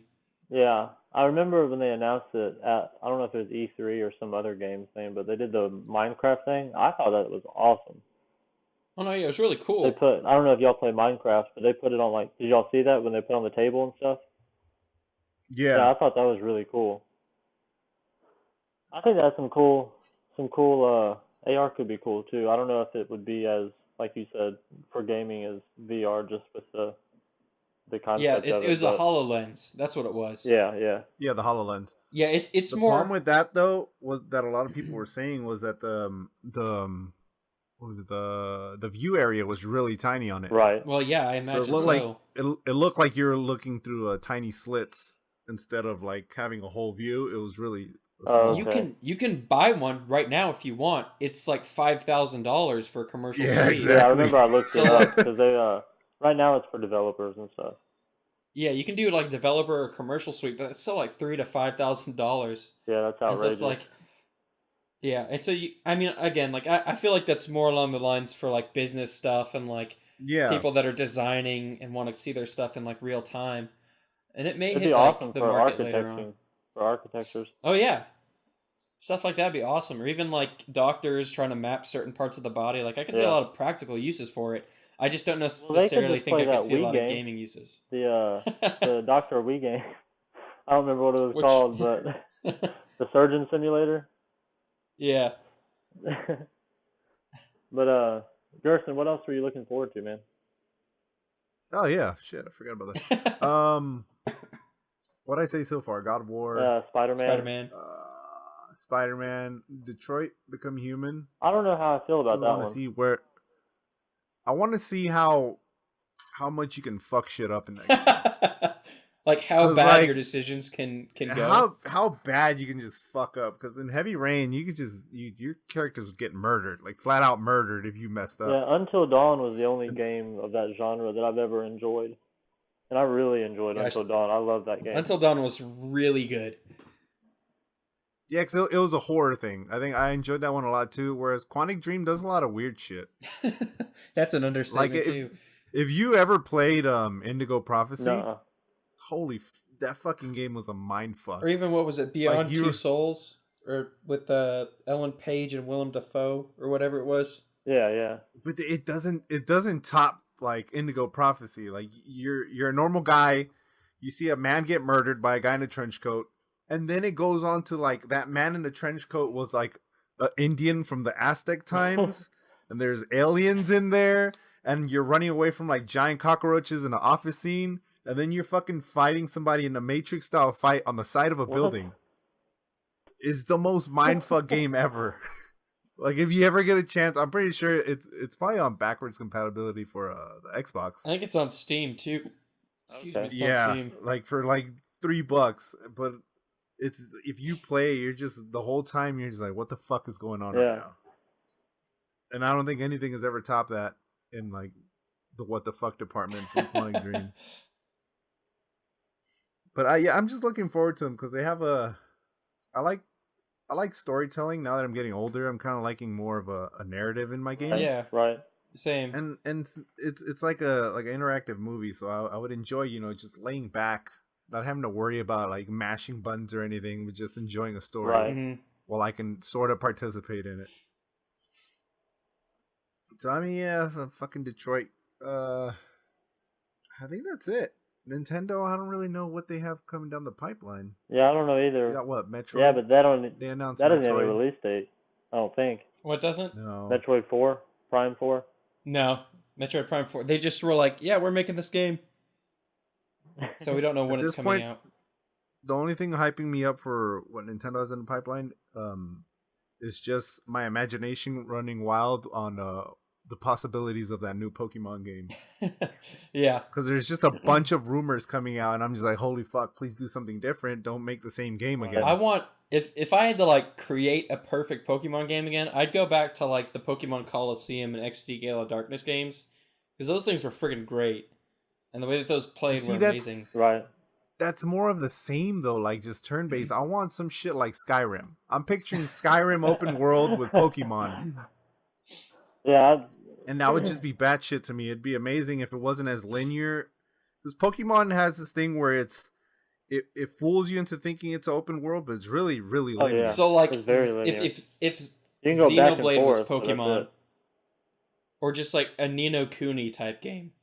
Yes, I'm picturing like Ni no Kuni, because I love Ni no Kuni, and that's another one I'm looking forward to. Ni no Kuni 2. Because that game was just, it was wide open. The world wasn't as detailed. It was more just like a set piece. Yeah. But it was wide open. You can go wherever you want. You can adventure wherever you want. Whereas Pokemon, it's like you have this whole island, but you have to beat this gym boss to get to this next area, and then in this area you have to find a specific Pokemon to get to the next gym boss. So it's really linear. Yeah. I did like them shaking things up with Sun and Moon a bit. That was like a refreshing taste for Pokemon. It wasn't like, revolutionary by any means, but it was something a little new that I definitely appreciated. But I want to see something more out of the Switch game. Yeah, I mean it's a main console game. Yeah, you have to go big Right. with it. Those are pretty much the games I'm looking forward to. All right. You want to go, Alfred, or you want me to go?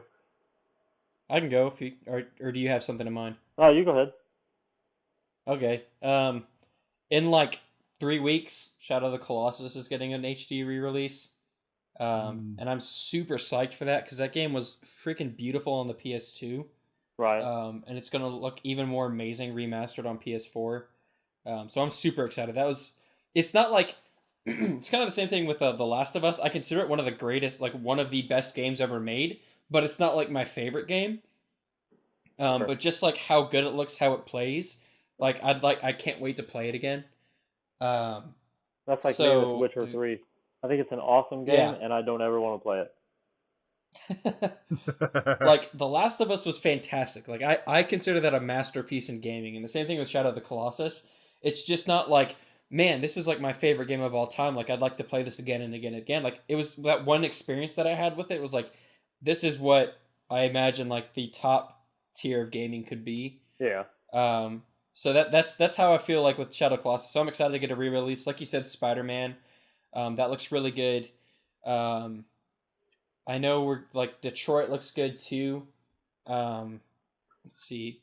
I'm a little wary here because we haven't gotten a good Mega Man in a while, and so they're releasing Mega Man 11, and so it looks good. I just hope it's good. I hope it's not like Mighty Number 9, which sucks. So that should come out this year, and so I'm looking forward to that. Then there's Kingdom Hearts 3. Fingers crossed that it does come out this year. I highly doubt that's coming out this year. I got a question about that one. Yeah.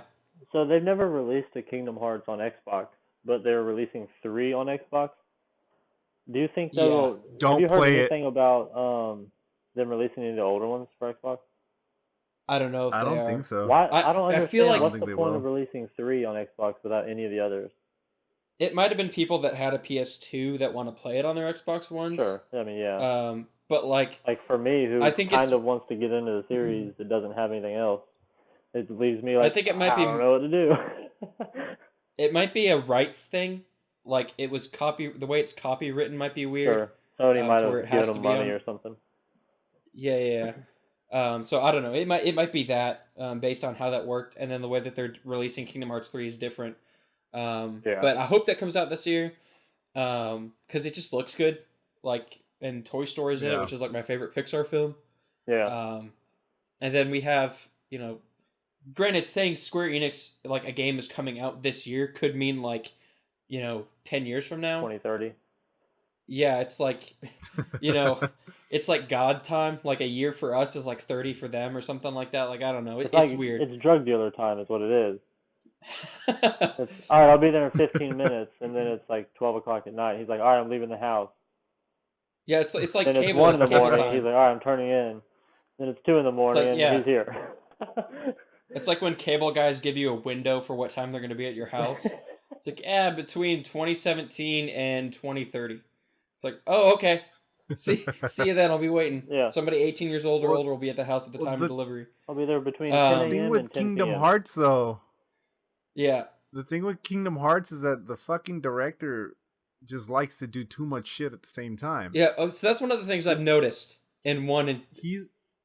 Because he was working on, 15, I think? Well, he was working on 15, then he moved to Kingdom Hearts 3, and then he was designing characters for Xenoblade, I think? Yeah, he did. He was one of the... Who's doing the Final Fantasy VII And then he was remake? like... Is it a different company? Well, that's never coming out. I think it might be the same dude. It is. He's working on Square Enix. Oh, he's working with Square Enix on that. But I think we'll be dead before we get that remaster. And that's why I think that shit's never gonna come out because this fucker's like working on everything he can. I don't understand his mentality. Well, also like Kingdom Hearts has like 50,000 different mechanics in it. It could never decide on what it really wanted to be. Like it was. Like, from what I watched my roommate play through most of the games, so, like, I haven't played them myself, I've just started, but, like, there's rhythm aspects to it, like, there's rhythm games in them, there's platforming, there's RPG elements. It's just like, okay, you need to pick one because, like, when you're trying to do all these things, only one of them is going to be really good. So, I don't know. We don't know really anything about it aside from, like, the trailer, but I'm kind of excited for that. There's supposedly a new Tomb Raider coming out, The Shadow of the Tomb Raider.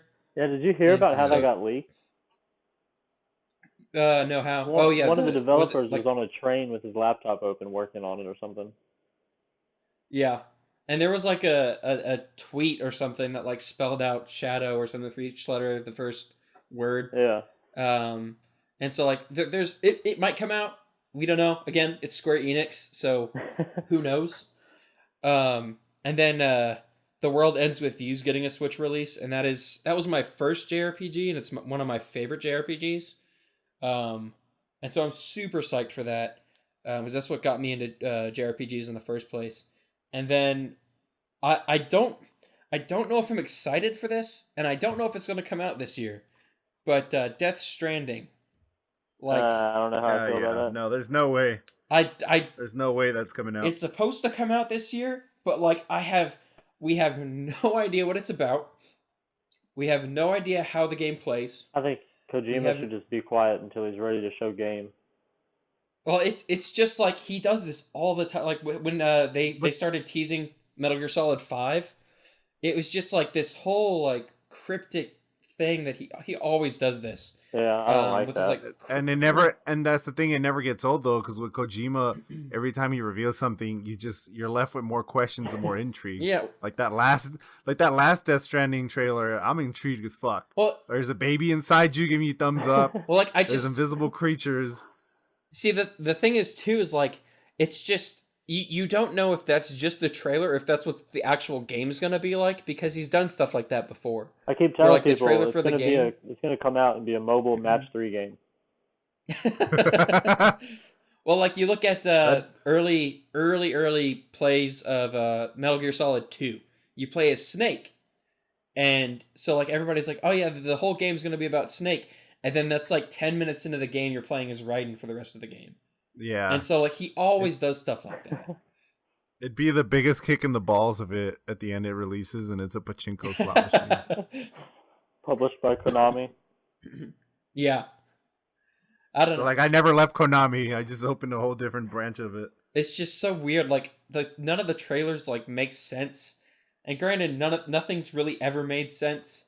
Like the storytelling in his games has always been good, except for 5, which it was just unfinished. See, that's the only one I ever played, and I didn't pay any attention to the story, and I really loved that game. Gameplay wise, 4 story was really good. 3 is my favorite. 4 story was really good. It was just so long. 4 was a straight up fan service though. Oh, it was. And I love that game. 4 was amazing. Mm-hmm. It was an amazing ending to a series, and it should have ended there. The final battle but I between kept hearing about movie cutscenes and like just Oh, here yeah, and there, there's and I was like like, I don't want to touch that. there's like an hour-long movie cutscene in 4. Yeah. But there's And that's why I said it's more fan service than anything. well, like the final battle in 4 with Snake and Revolver / Liquid Snake, Yeah. where it takes you through like first like PlayStation 1 graphics or PlayStation 2 graphics, and like it takes you through them fighting through 1, 2, and 3. Yeah. I thought And that was your health bar switches. Yeah, I thought that was extremely fantastic. Like that was probably one of my favorite moments in any game. Was just how cool that was to like see that happen. And it was like everything I've done in the past like 10, 20 years is culminating in this game right here. And I was like, that's fantastic. Like I love this. And so like stuff like that. And then they released 5 with a shitty ass story. Yeah. That was the way that they just teased that game though, all the way to the end with like what was it it was like Project Moby, or it was the guy from Moby Dick, Ahab or something. It's like Project Ahab for the longest time, and then they were like, oh no, it's really Metal Gear Solid 5. Well, it's Metal Gear Solid 5 Ground Zeroes, and then Metal Gear Solid 5, and then it's actually Metal Gear Solid 5 like Definitive Edition. And it's just confusing, but he always does that with his games. He's never clear until they come out, and even then it's like, I'm not so sure that was really that clear either. Yeah. That game was fun. It didn't feel like a Metal Gear game though. 5? And the story was just garbage. Like it had like 2 different stories going on. You dealt with Skullface, and his backstory was complete garbage. Well, he didn't really have like a background for him.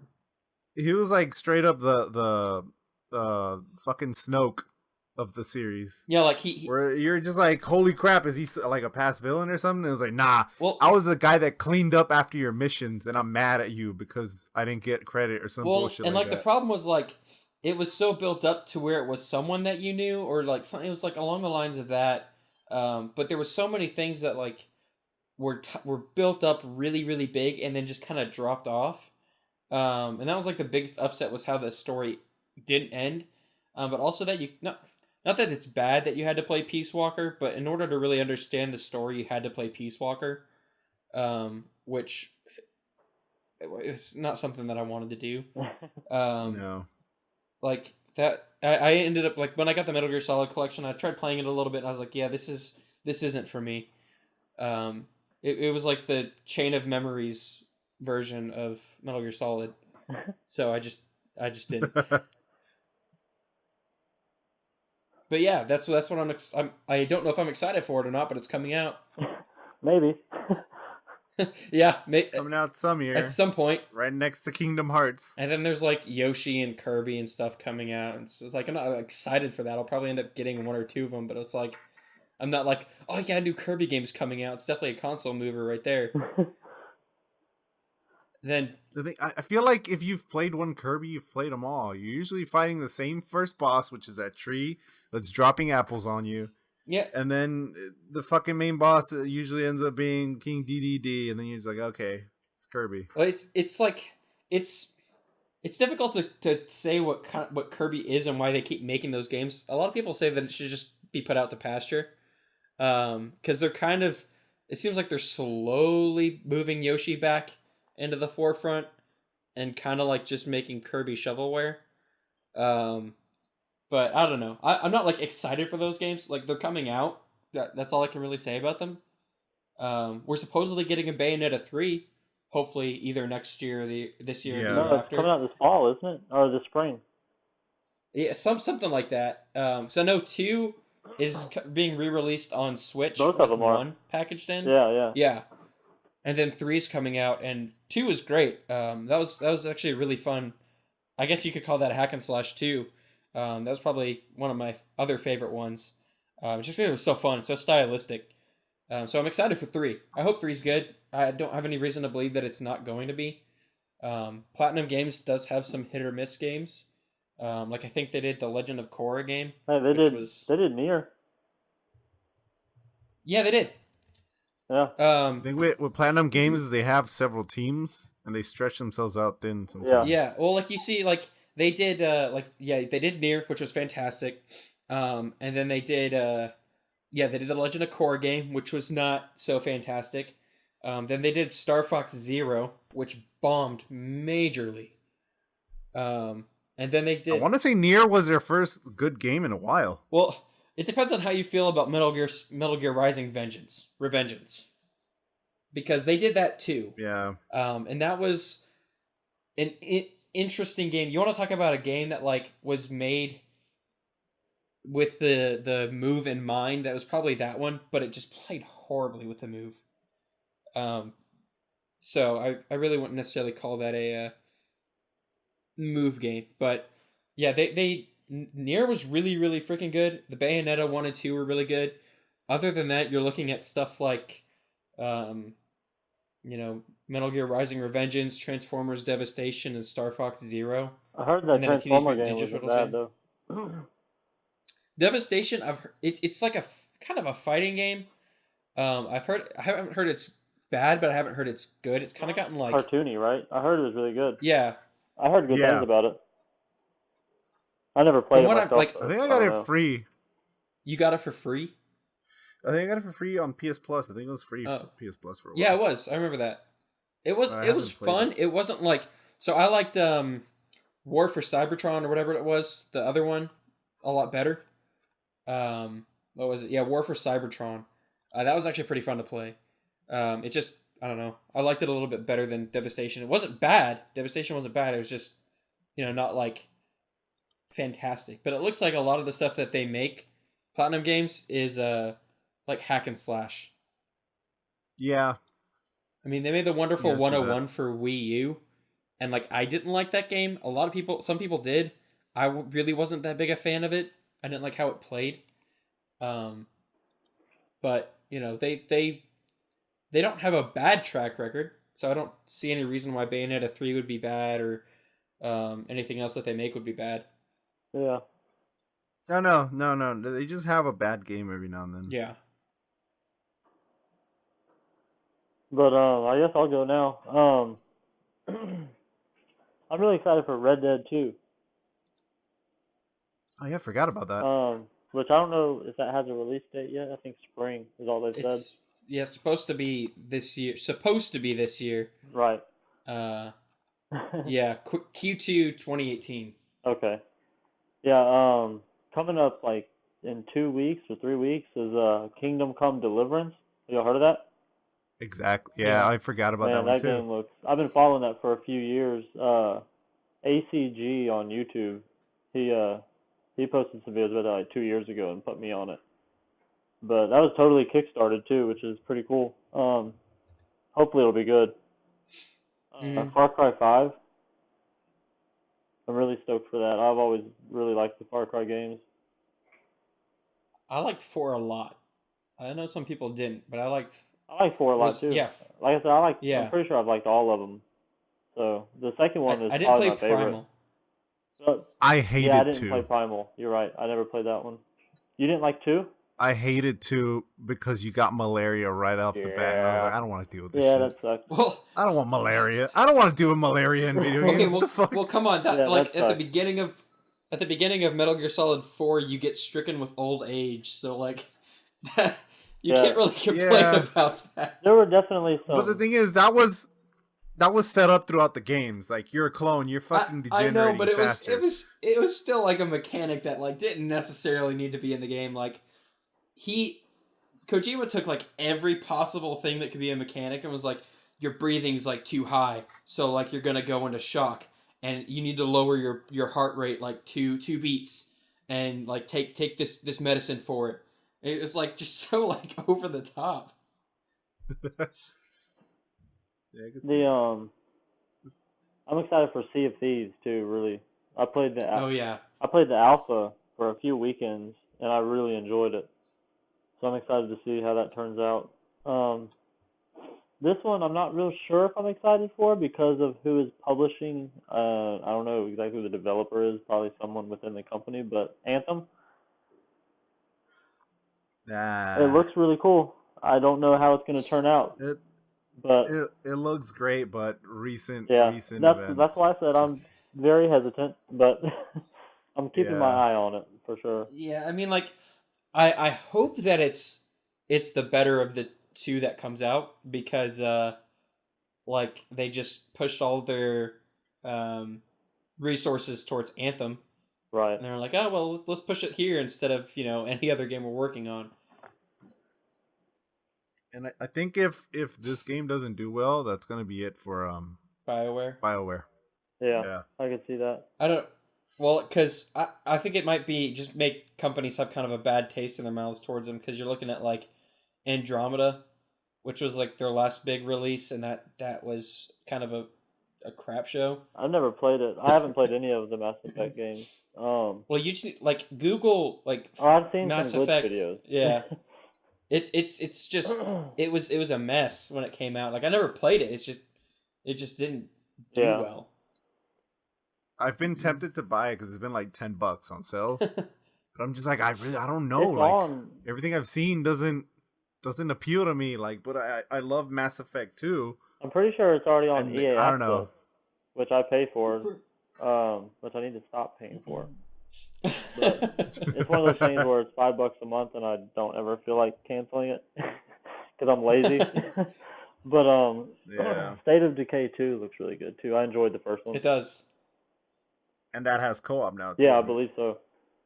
And if this comes out, Crackdown 3, I absolutely loved the first one, and the second one's pretty good. But is that coming? Oh, it is coming for PC too. Okay, awesome. Yeah, I think every Xbox exclusive is on PC, which people use that as a negative against Microsoft, but I think that's a positive. I don't see why more people getting to play the game is a negative, but well, I think it's a positive too because like I don't necessarily want to go spend more money on an Xbox, but I'll buy Sea of Thieves when it comes to PC.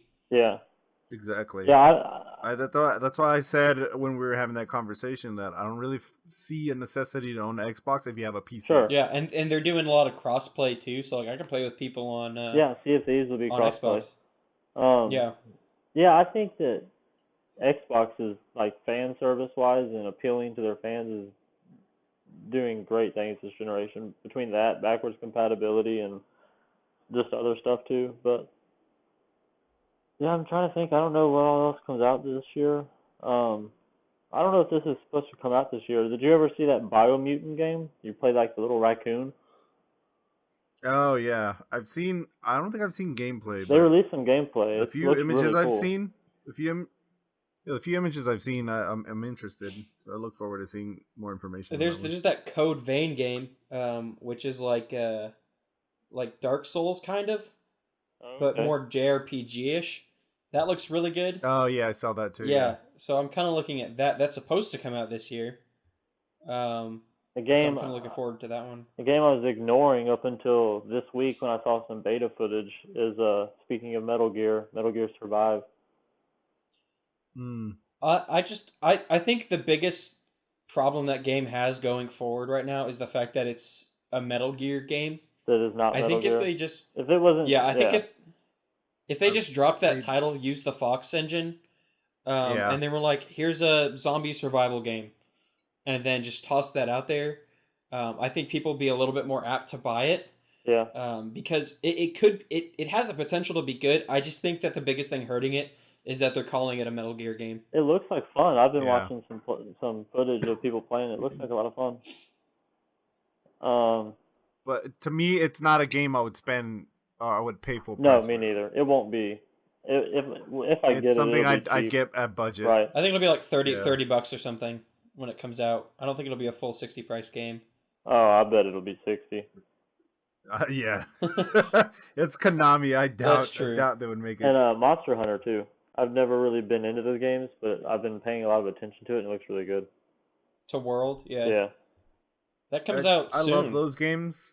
I love those games, Is that in but June? I'm I waiting thought it for a comes out PC release. next month. No, it No, yeah, it comes out this month. the 28th. It's like 10 days from now. Oh, I thought you said June for Yeah. some reason. My bad. Oh, we're also getting the final season of The Walking Dead for Telltale. Uh, I can't do Telltale games. See, like, they're so I- bad. They're so poorly made. There's only like Yeah, exactly. three The that engine killed it for me. there's only really 3 that have been like something that I really liked. Like I tried playing the Guardians of the Galaxy one. It just really wasn't fun. The best one I played was Tales from the Borderlands. Like that just was fantastic. My favorite is Um, season 1 of Walking Dead.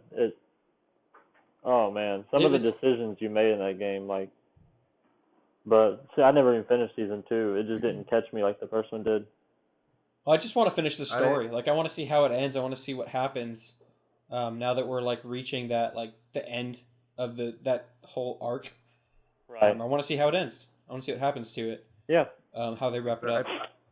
I played season 1. I loved it, but even then there was bugs. Oh yeah. But before that, I already had a bad taste in my mouth because I played Back to the Future, which was not that great. I forgot they did that.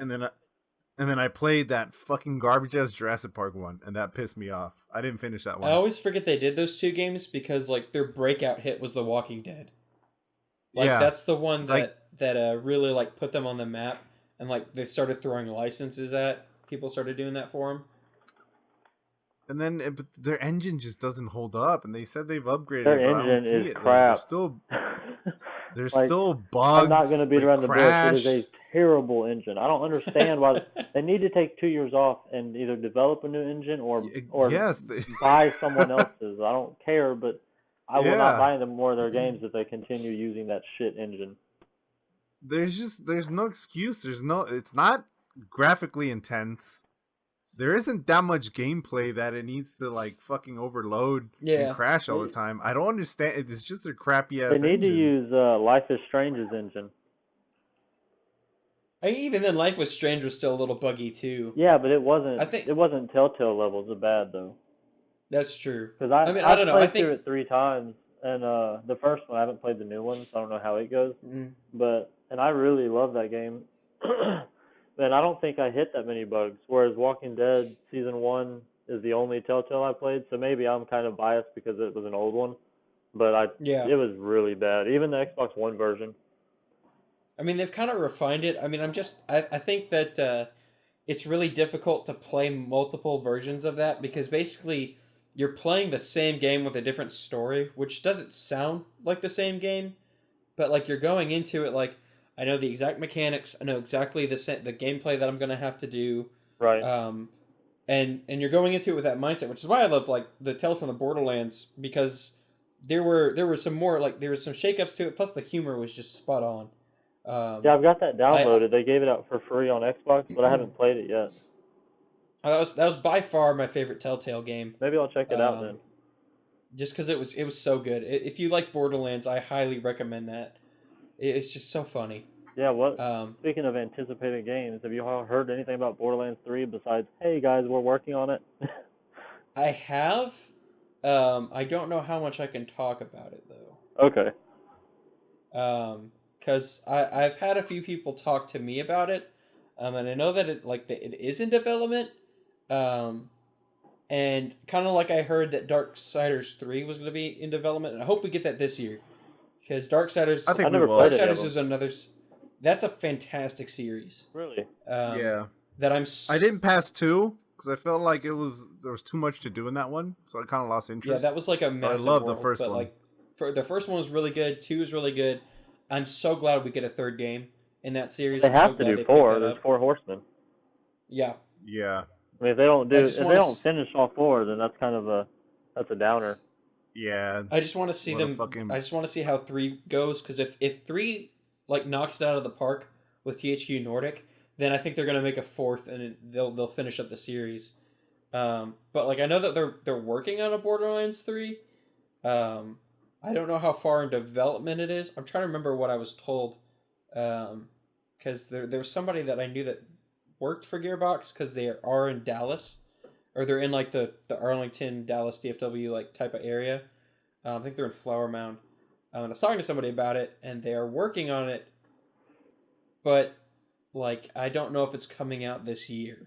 Yeah, probably from what not. I remember. I assume they would have said something about. They don't seem like the 2K doesn't seem like the company to announce it and then release it.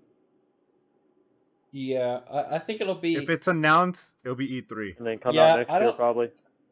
Yeah, I don't think we're gonna Yeah. hear or see anything about it with any time before, at least before June.